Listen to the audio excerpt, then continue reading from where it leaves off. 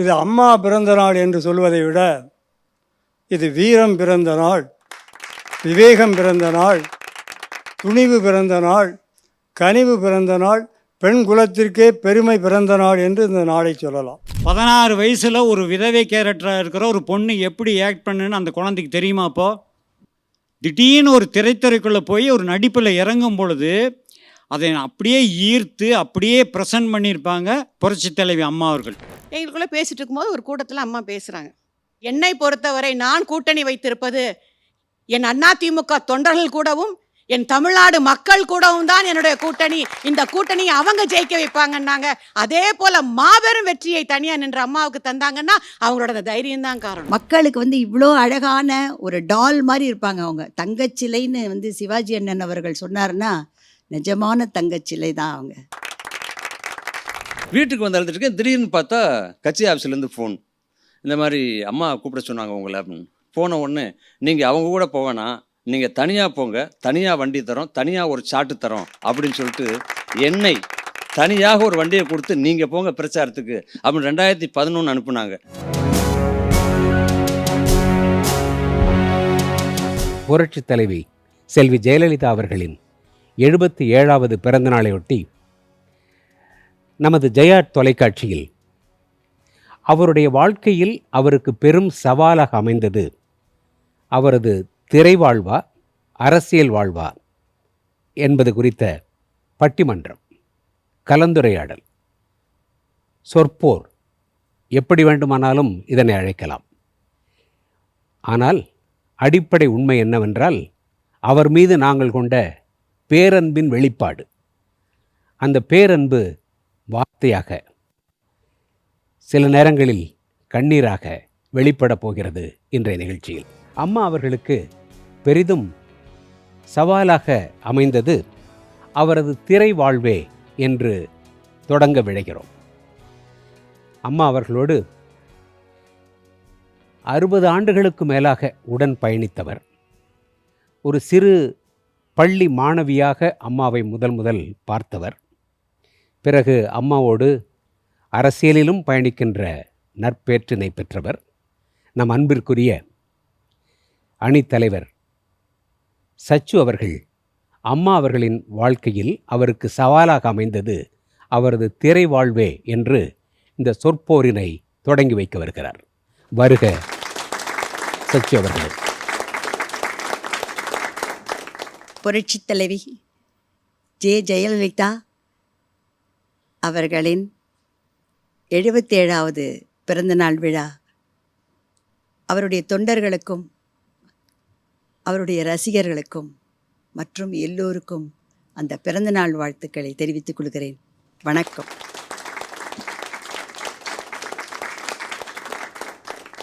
திரையுலகத்தில் எடுத்த உடனே அவங்களுக்கு சவாலானா நிச்சயமாக. ஏன் அப்படின்னா, ஒரு நல்ல பருவத்தில் ஒரு ஹீரோயினாக வரும்பொழுது ஒரு கிளாமராக, ஒரு அழகான ஒரு தோற்றத்தோட, ஒரு நிறைய நல்ல சாங்ஸு, இந்த மாதிரி தான் எல்லாருமே பொதுவாக ஆசைப்படுவாங்க கதாநாயகியாக வரணுன்னா. என்னுடையது கூட ரோஜா மலரிய ராஜகுமாரி தான் எடுத்தாங்க. ஆனால் நான் பேபி ஆர்டிஸ்டாக இருந்தேன் அப்போது.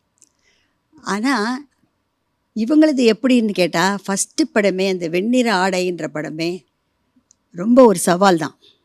ஏன்னா அந்த மாதிரி கேரக்டர் முதல்ல அவங்கள ரொம்ப இதுவாக காமிச்சு அவங்களுடைய ஃப்ளாஷ்பேக்கு காமிக்கும் பொழுது அது ரொம்ப ஒரு மாதிரியான பாத்திரம். அந்த பாத்திரத்தை அவங்க முதல் படத்துலேயே ஒரு சவாலாக எடுத்து என்ன பண்ணியிருக்காங்க, சக்ஸஸ்ஃபுல்லாக. அவங்களுக்கு அது ரொம்ப நல்ல பேர். அது அவங்க முதல் படத்துலேயே பண்ணாங்க. அதாவது எப்படின்னா, 16 வயசில் ஒரு விதவியாக காமிச்சாங்க. அதாவது எப்படி அது கதையில் வரும் அப்படின்னா, பால்ய விவாகம் பண்ணி அப்போவே இதுவாகிடும். இவங்களுக்கு யார் என்னன்னே தெரியாது.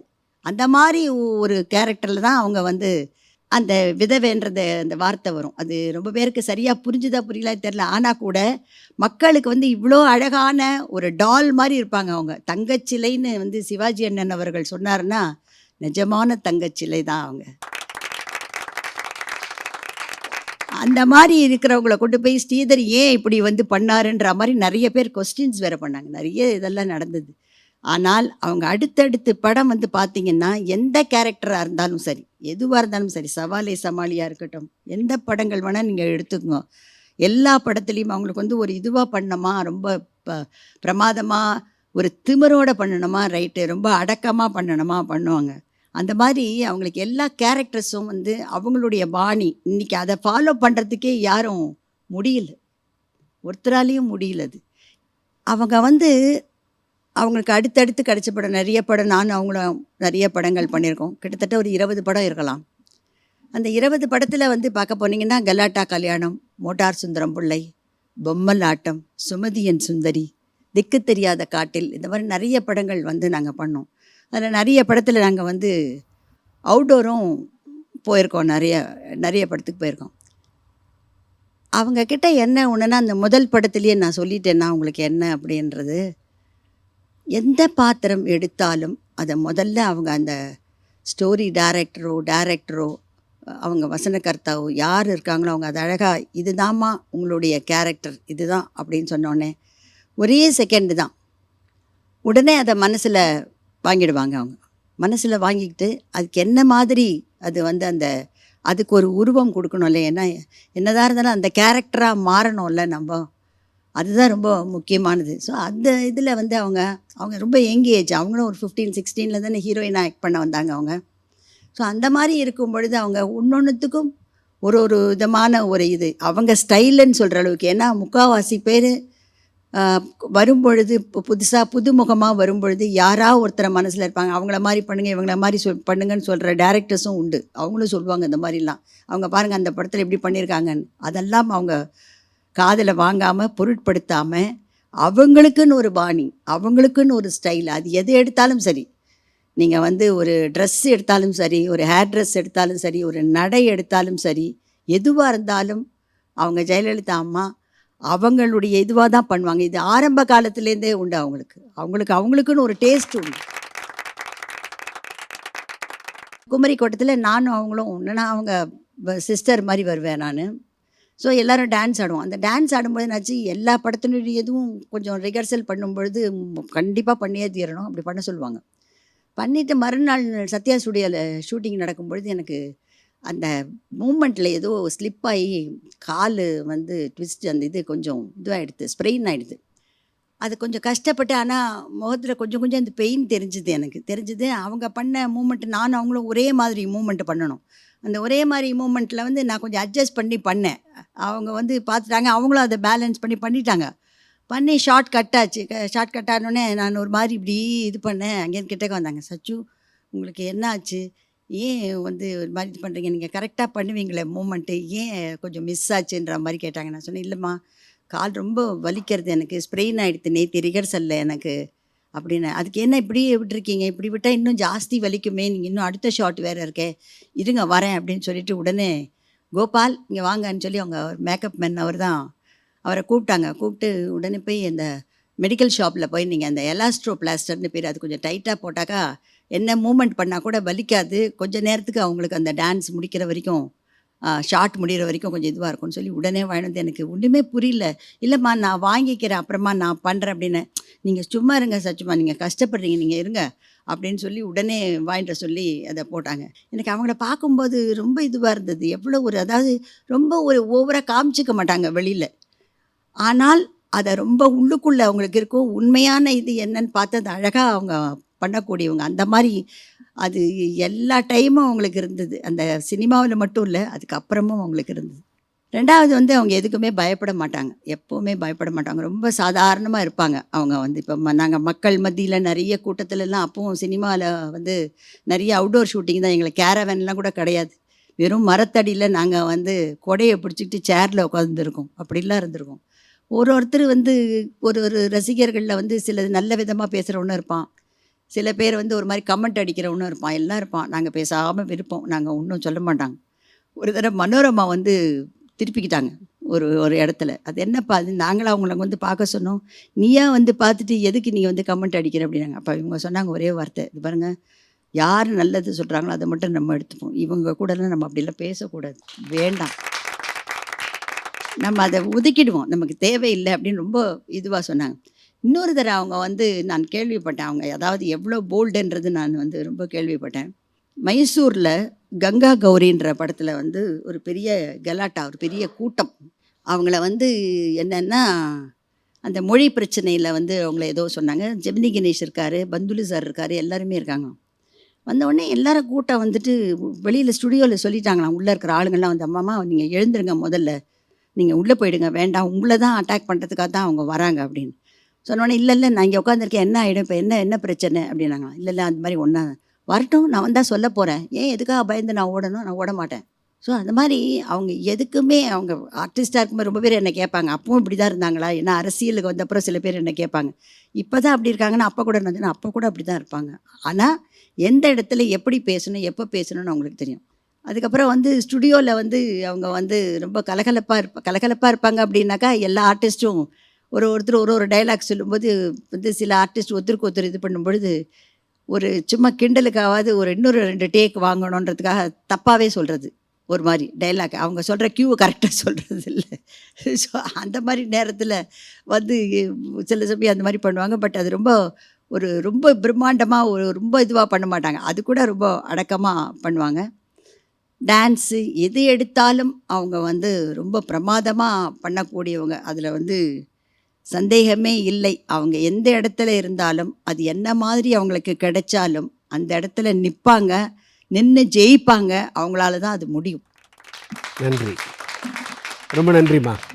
அரசியலை விட ஒரு ஆழ்கடலா, அரசியலில் அம்மா சந்தித்திராத பிரச்சனையா என்பதை நமக்கு விளக்கி பேச வருகிறார் அம்மா அவர்களோடு பல ஆண்டுகள் பயணித்த திருமதி CR சரஸ்வதி அவர்கள். வணக்கம். என்னை பெற்ற தாய்க்கு இணையாக என்னை காப்பாற்றிய என் உற்ற தாய் டாக்டர் புரட்சித் தலைவி அம்மா அவர்களுடைய இந்த பிறந்த நாளில் இந்த பட்டிமன்றத்தில் பேச எனக்கு வாய்ப்பளித்த ஜெயா தொலைக்காட்சிக்கு மனமார்ந்த நன்றியை இந்த நேரத்தில் நான் தெரிவிச்சே ஆகணும். ரொம்ப நன்றி கடன் பட்டிருக்கேன் இந்த வாய்ப்பை தந்ததுக்கு. எனக்கு ரொம்ப பெருமையாக இருக்குது. புரட்சி தலைவரோடு பயணித்த அண்ணன் அவர்களை இங்கு பார்க்கும்போதும், புரட்சி தலைவி அம்மா அவருடன் பல படங்களில் நடித்த சச்சு அம்மா பார்க்கும்போதும் பொறாமையாக கூட இருக்குது. ஒரு அழகு தங்கச் சிலைன்னு சச்சு அம்மா சொன்னாங்களே, அந்த தங்கச் சிலையுடன் பயணித்த மிகப்பெரிய பாக்கியத்தை கண்டிப்பாக கடவுள் உங்களுக்கு கொடுத்துருக்காருன்னா அந்த கடவுளுக்கு நன்றி. அதே நேரத்தில் அரசியலில் எங்களுக்கு வாய்ப்பை அம்மாவுடன் பயணிக்க வாய்ப்பு தந்த ஆண்டவனுக்கும் இந்த நேரத்தில் நன்றி சொல்லிக்கிறேன். அம்மாங்கிறது எத்தனை அடக்கம்னா, அன்பு இருக்குது, பாசம் இருக்குது, நேசம் இருக்குது, வீரம் இருக்குது, விவேகம் இருக்குது, கடமை இருக்குது, எல்லாமே ஒருங்கிணைந்தவர் தான் புரட்சி தலைவி அம்மா அவர்கள். அவர்கிட்ட இது இல்லை அது இல்லைன்னு சொல்லவே முடியாது, அனைத்தும் ஒருங்கிணைந்த ஒரு தலைவி. என் வாழ்க்கையில் எனக்கு கிடைத்த ஒரு அனுபவத்தை இந்த அம்மாவுடைய இந்த நன்னாளில் பிறந்த நாளை சொல்லித்தான் ஆகணும். இன்றைக்கி நான் உயிரோடு நின்று உங்கள் முன்னாடி பேசுகிறேன்னா, ஒரு 10 மாதம் சுமந்து என்னை பெற்ற தாய் எனக்கு உயிர் கொடுத்தாங்கன்னா, 2004 டெங்கு காய்ச்சலால் பாதிக்கப்பட்டு கிட்டத்தட்ட மேலே வரைக்கும் போன என்னை காப்பாற்றிய என் உற்ற தாய் யாருன்னா டாக்டர் புரட்சி தலைவி அம்மா அவர்கள். சுனாமி வருவதற்கு ஒரு 10 நாளைக்கு முன்னாடி ஏதோ ஜொரோன்னு ஒன்று வந்தது, திடீர்னு பார்த்தா அது டெங்கு காய்ச்சல் ஆச்சு. அதுக்கப்புறம் வாயிலிருந்து ரத்தம்லாம் வர ஆரம்பிச்சுது. என்ன நடக்குதுன்னே தெரியாமல் கார்டனில் அப்போ அம்மா சிஎம்மாக இருக்காங்க, கார்டனில் ஃபோன் பண்ணி சொல்லிவிட்டு அம்மா உடனே அவங்கள அப்போலோக்கு போக சொல்லுங்கன்னாங்க. என்னுடைய சகோதரன் என்னை கூப்பிட்டுட்டு அப்போலோவில் போய் அட்மிட் பண்ணி கிட்டத்தட்ட போயிட்டு என்ன டாக்டர் சொல்லிட்டாங்க, ஒன்றும் பண்ண முடியாதுங்க, 24 மணி நேரம் போனால் தான் எதுவும் பண்ண முடியும்னு. இந்த விஷயம் அம்மாவுக்கு போய் அதன் பிறகு அம்மா அப்போலோ ஹாஸ்பிட்டலுக்கு ஃபோன் பண்ணி என்ன மருந்து எங்கேருந்து வேணாலும் வர வச்சுக்கோங்க, என்னை நம்பி என் கட்சிக்கு வந்திருக்காங்க, எனக்காக பேசியிருக்காங்க, என் அம்மானு கூப்பிடுறாங்க, அந்த சரஸ்வதி உயிரை காப்பாற்ற வேண்டிய பொறுப்பு எனக்கு இருக்குன்னு சொல்லி எல்லா மருத்துவ செலவுகளையும் அம்மா ஏற்றுக்கிட்டு போக இருந்த என் உயிரை காப்பாற்றி கொடுத்த, சினிமாவில் மட்டுமல்ல அரசியலிலும் அதே குணம் படைத்தவர் என் புரட்சி தலைவி அம்மா அவர்கள். அவர் தந்த பிச்சை தான் இன்னைக்கு நான் உங்க முன்னாடி பேசிக்கிட்டு இருக்கேன். அந்த அளவுக்கு ஏன்னா ஒரு கட்சியில் நம்ம இருக்கோங்கிறதுக்காக, இப்போ சினிமாவில் எப்படி சச்சமாக சொன்னாங்களோ அதே மாதிரி தான் அரசியலில் ஒரு கட்சியில் இருக்கோம், அங்கே யாருக்காவது உடம்பு சரியில்லைன்னா அப்படியாப்பா ஏதாவது ஒரு உதவி பண்ணுங்கன்னு சொல்லுவாங்க. ஆனால் இதயம் காப்போம் திட்டம் மூலமாக எத்தனை இதயத்தை காப்பாற்றியிருக்காங்க. தன் கட்சியில் இருக்கவங்க யாருக்காவது உடம்பு சரியில்லைன்னா, பொதுமக்களில் ஏழை மக்கள் யாராவது ஒரு கடிதம் கொடுத்து எனக்கு உடம்பு சரியில்லைன்னா அந்த மருத்துவ செலவு அத்தனையும் ஏற்றுக்கொண்டு என்னை அம்மா என்று கூப்பிட்டார்கள். அவர்களுக்கு செய்ய வேண்டிய கடமைன்னு ஒவ்வொரு உயிரையும் காப்பாற்றிய பெருமைக்குரிய தலைவி யாருன்னா புரட்சி தலைவி அம்மா. ஒரு பாடல் உண்டு, 1000 பேர் வருவார் 1000 பேர் போவார், ஆனாலும் ஒரு சிலர் தான் மனிதராக வாழ்வார், அதிலேயும் ஒரு சிலர் தான் தெய்வமாக வாழ்வார்கள். அந்த தெய்வமாக இன்று வரைக்கும் வாழ்ந்து கொண்டிருப்பவர்கள் தான் புரட்சி தலைவர் எம்ஜிஆர் அவர்களும் அவருடைய ஒப்பற்ற வாரிசு புரட்சி தலைவி அம்மா அவர்களும். அம்மாவுடைய தைரியம். 2014 நாடாளுமன்ற தேர்தல், இந்த பக்கம் திமுக கூட்டணி பலமாக நிற்கிறாங்க, அந்த பக்கம் மக்கள் நல கூட்டணி பலமாக நிற்கிறாங்க. வையாபுரியில் இப்போ நம்ம கட்சியில் பிரச்சாரத்தில் இருக்காங்க. அம்மா தனியாக நிற்கிறாங்க. எங்களுக்கெல்லாம் மனசுக்குள்ள பயம், என்னதான் இருந்தாலும் இந்த பக்கமும் அந்த பக்கமும் இவ்வளோ பெரிய கூட்டணி நிற்கிதே, அம்மா தனியாக நிற்கிறோன்னு சொல்லிட்டாங்களே, ரொம்ப டஃப்பாக இருக்குமே. இத்தனைக்கும் போன ஆளும் கட்சி தான், இல்லைன்னு சொல்லலை, இருந்தாலுமே பயமாக இருந்தது. தயக்கம் அம்மாட்ட போய் எப்படி கேட்குறதுன்னு ஒரு தயக்கம். எங்களுக்குள்ளே பேசிகிட்டு இருக்கும்போது ஒரு கூட்டத்தில் அம்மா பேசுகிறாங்க, என்னை பொறுத்தவரை நான் கூட்டணி வைத்திருப்பது என் அதிமுக தொண்டர்கள் கூடவும் என் தமிழ்நாடு மக்கள் கூடவும் தான் என்னுடைய கூட்டணி. இந்த கூட்டணியை அவங்க ஜெயிக்க வைப்பாங்கன்னாங்க.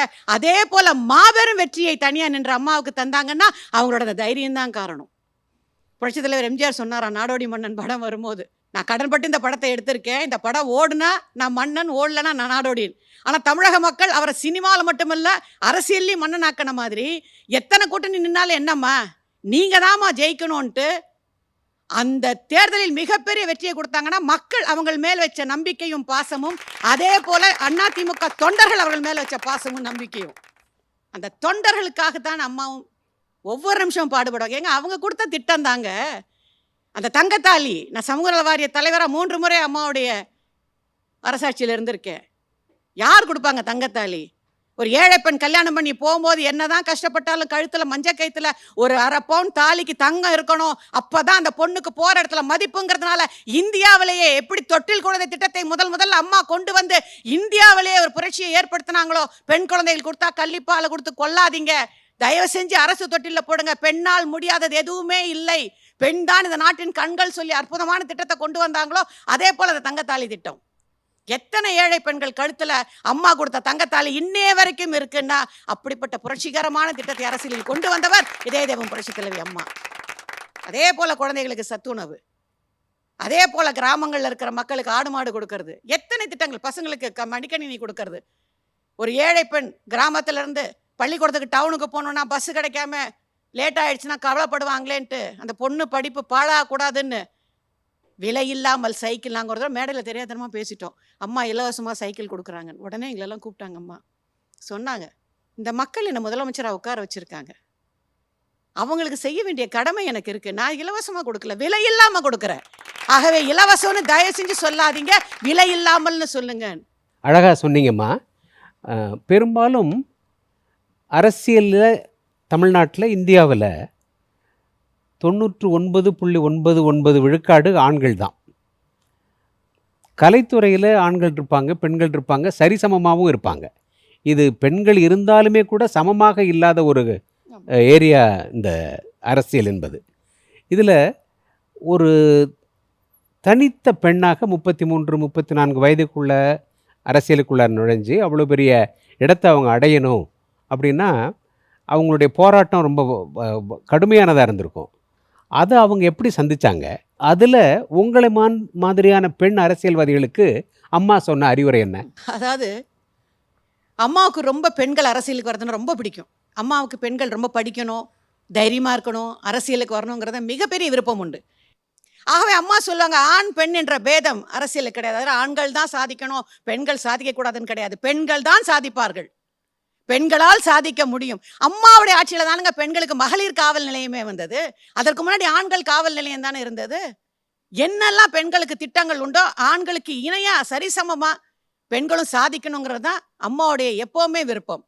ஆக அவர்களை பொறுத்த வரைக்குமே அரசியலில் சாதிக்கக்கூடிய இடத்தில் ஒரு பெண் இருப்பார் என்பதற்கு மிகப்பெரிய எடுத்துக்காட்டு என் இதய தெய்வம் புரட்சி தலைவி அம்மா அவர்கள். அதை நாங்களும் ஒரு பெண்களாக சொல்கிறதுல ரொம்ப பெருமைப்படுறோம், சந்தோஷப்படுறோம். She is a role model. பெண்களுக்கெல்லாம் இங்கே நிறைய பெண்கள் உட்காந்துருக்கீங்க, கண்டிப்பாக அம்மா வந்து ஒரு பெரிய ரோல் மாடல் பெண்களுக்குன்னா அது நிச்சயமாக மிகையாகாது. உண்மையும் அதுதான்.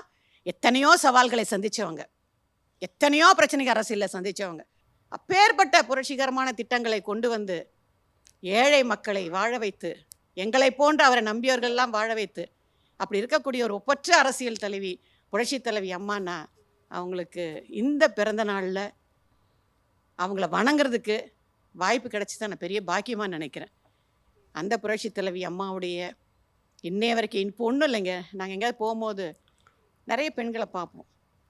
ஏதாவது அசம்பாவிதம் நடந்தால், பெண்களுக்கு இன்றைக்கி நடக்கிற பிரச்சனைகள், பாதுகாப்பு இல்லாத நிலைமை, குழந்தைகளுக்கெல்லாம் பாலியல் வன்கொடுமை நடக்கும்போது மக்கள் என்ன தெரியுமா எங்களை பார்த்து சொல்கிறாங்க? அம்மா, அம்மா இருந்தால் இப்படிலாம் நடக்குமாம்மா, அம்மா இருந்தால் அதை பார்த்துக்கிட்டு இருப்பாங்களாம்மா, அம்மா இருக்கும்போது எங்களுக்கெல்லாம் எவ்வளோ பாதுகாப்புன்னு. அப்படிப்பட்ட ஒரு பாதுகாப்பை தந்தவர் என் இதய தெய்வம் புரட்சி தலைவி அம்மா அவர்கள். அவர் என்றென்றைக்குமே இதயத்தில் தெய்வமாக வாழ்ந்து கொண்டிருப்பார்.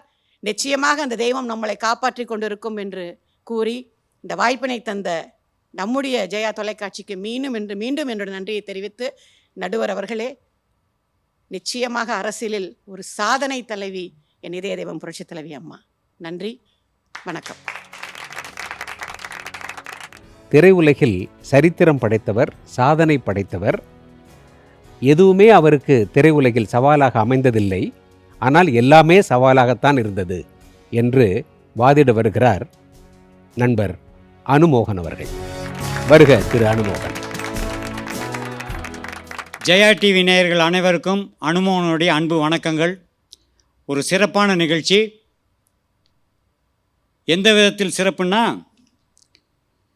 சிவந்த மேனி, தெளிவான முகம், அழகிய கண்கள், ஆங்கிலத்தில் புலமை, நடனத்தில் தேர்ச்சி, நடையில் கம்பீரம், நினைவாற்றலில் புலி, இவ்வளவு அம்சங்களும் கொண்ட ஒரே நடிகை புரட்சி தலைவி அம்மா அவர்கள் மட்டும்தான்.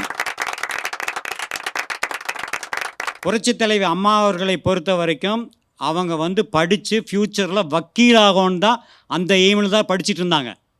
ஆனால் தன்னுடைய தாயுடைய கோரிக்கைக்காக, தன்னுடைய தாய்க்காக, தன்னுடைய குடும்பத்துக்காக சரி நடிக்கிறோமா அப்படின்னாங்க. 16 வயசில் ஒரு விதவை கேரக்டராக இருக்கிற ஒரு பொண்ணு எப்படி ஆக்ட் பண்ணுன்னு அந்த குழந்தைக்கு தெரியுமா? அப்போது திடீர்னு ஒரு திரைத்துறைக்குள்ளே போய் ஒரு நடிப்பில் இறங்கும் பொழுது அதை அப்படியே ஈர்த்து அப்படியே ப்ரெசன்ட் பண்ணியிருப்பாங்க புரட்சி தலைவி அம்மா அவர்கள். அந்த படம் மாபெரும் வெற்றிக்கு முதல் காரணமே இயக்குனரை விட அந்த படத்தில் நடந்த ஜெயலலிதா மேடம் தான். எதுக்கு சொல்கிறேன்னா, அந்த நடிப்பை தேட்டரில் பார்க்குறாங்க. ஏப்ரல் 14ஆம் தேதி 1965 இதே ஆனந்த் தேட்டரில் ரிலீஸ் ஆகி பயங்கர கூட்டம். ஏன்னா அப்போ ஸ்ரீதர் ஃபேமஸ் டைரக்டர். அவர் படம் எப்போவுமே ஒரு வித்தியாசமாக இருக்குன்னு நிறைய கூட்டம், பயங்கர கூச்சல் குழப்பமாக தேட்டரில் சீட்டெல்லாம் கழிச்சாங்களாம். அப்போ என்ன நினச்சாங்க, ஒரு வேளை நம்ம நடிப்பு பிடிக்கலையோன்னு நினச்சி இந்த மாதிரிலாம் சீட்டு கழிச்சிட்டாங்களே, இந்த அம்மாவுக்கு பயம். அது ஒரு பெரிய சவால்.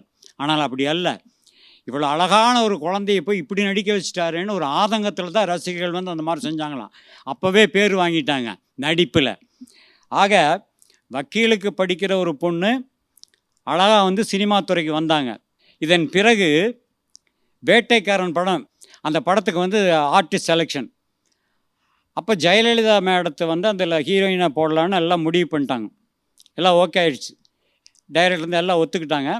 என்னன்னா, சம்பளத்தில் நிறைய குறைகள். உடனே சின்னப்ப தேவரில் அவர் சொல்கிறது தான் சம்பளம். அந்த காலத்துலேருந்தே எல்லாமே எனக்கு கட்டுப்படி ஆகாதுன்ற மாதிரி சொல்லிட்டார். அப்பவும் ஜெயலலிதா மேடம் சொன்னாங்களாம், அம்மா இன்றைக்கி இல்லைனாலும் என்னைக்காவது ஒரு நாள் புரட்சி தலைவரோட நான் நடிப்பேன், பேர் வாங்குவேன், அன்னைக்கே சேலஞ்ச். அதுதான் சவால். அப்படியே சவால் விட்டாங்க அவங்க அம்மா கிட்ட. அதே போல் வேட்டைக்காரனுக்கு பிறகு 1966 கந்தன் கரணின்னு ஒரு படம். அதில் 2 ஹீரோயின். அது Valli Deivanai. Valli Jayalalithaa madam, Deivanai K R Vijaya madam. இதில் என்ன குழப்பம்னா, டைரக்டர் முதல்ல ஃபிக்ஸ் பண்ணும்போது அந்த கேரக்டருக்கு வள்ளி கேரக்டர் கேஆர் விஜயாவாகவும் தெய்வான கேரக்டரு ஜெயலலிதா மேடமாகவும் போடுறாங்க.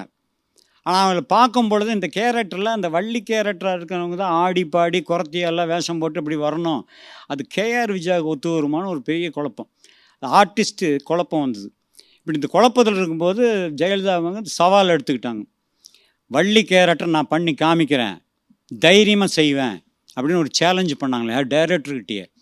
இப்போ இந்த பொண்ணுக்கு இந்த வயசில் இவ்வளோ இதாக இருக்கு. சரி, வள்ளி கேரக்டர் ஜெயலலிதா ஃபிக்ஸ் பண்ணாங்க. அது ஒரு சவாலாக ஏற்றுக்கிட்டு நடித்த படம் தான் கந்தன் கருணை. அதே போல் 1972 கிருஷ்ணலீலா, அதில் பார்த்தீங்கன்னா பாமா ருக்மணி கேரக்டருங்க.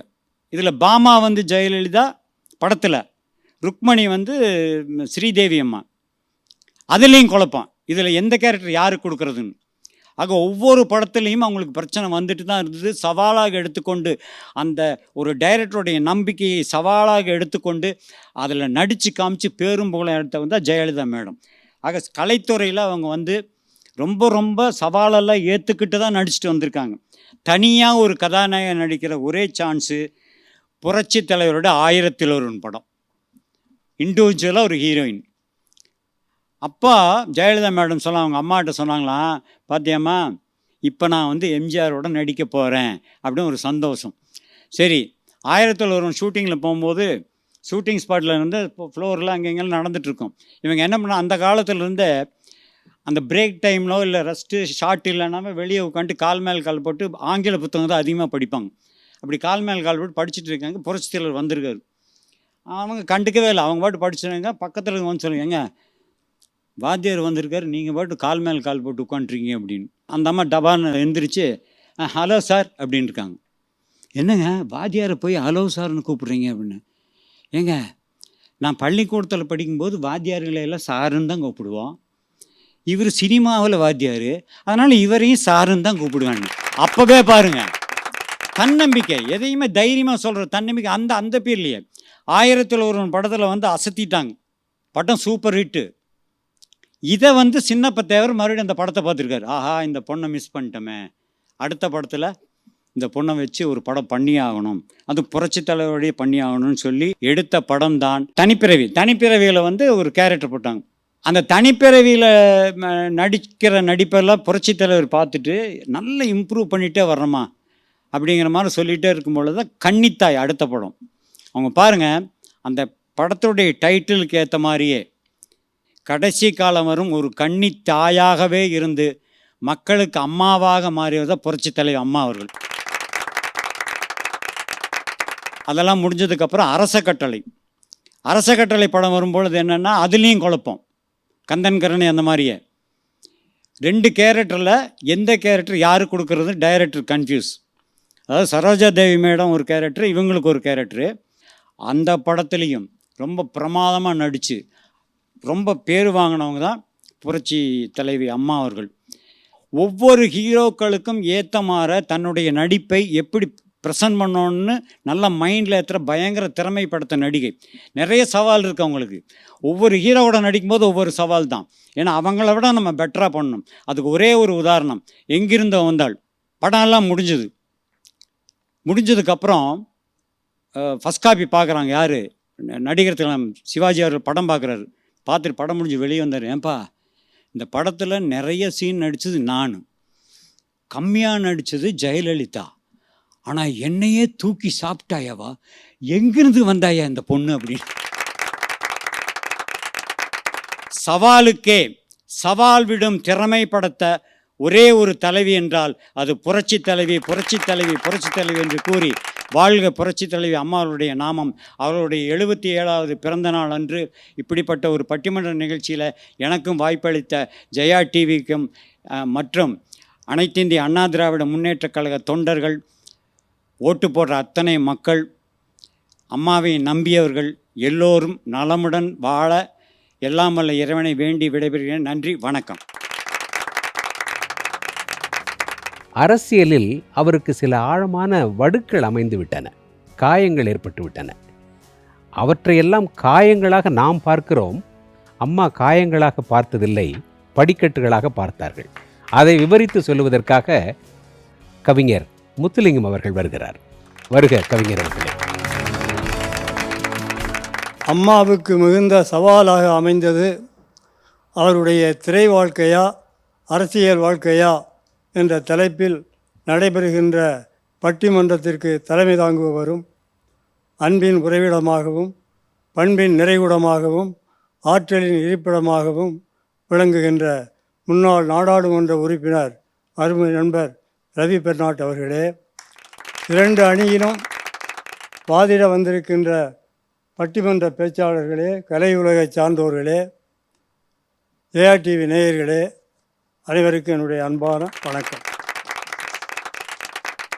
இது அம்மா பிறந்த நாள் என்று சொல்வதை விட இது வீரம் பிறந்த நாள், விவேகம் பிறந்த நாள், துணிவு பிறந்த நாள், கனிவு பிறந்த நாள், பெண் குலத்திற்கே பெருமை பிறந்த நாள் என்று இந்த நாளை சொல்லலாம்.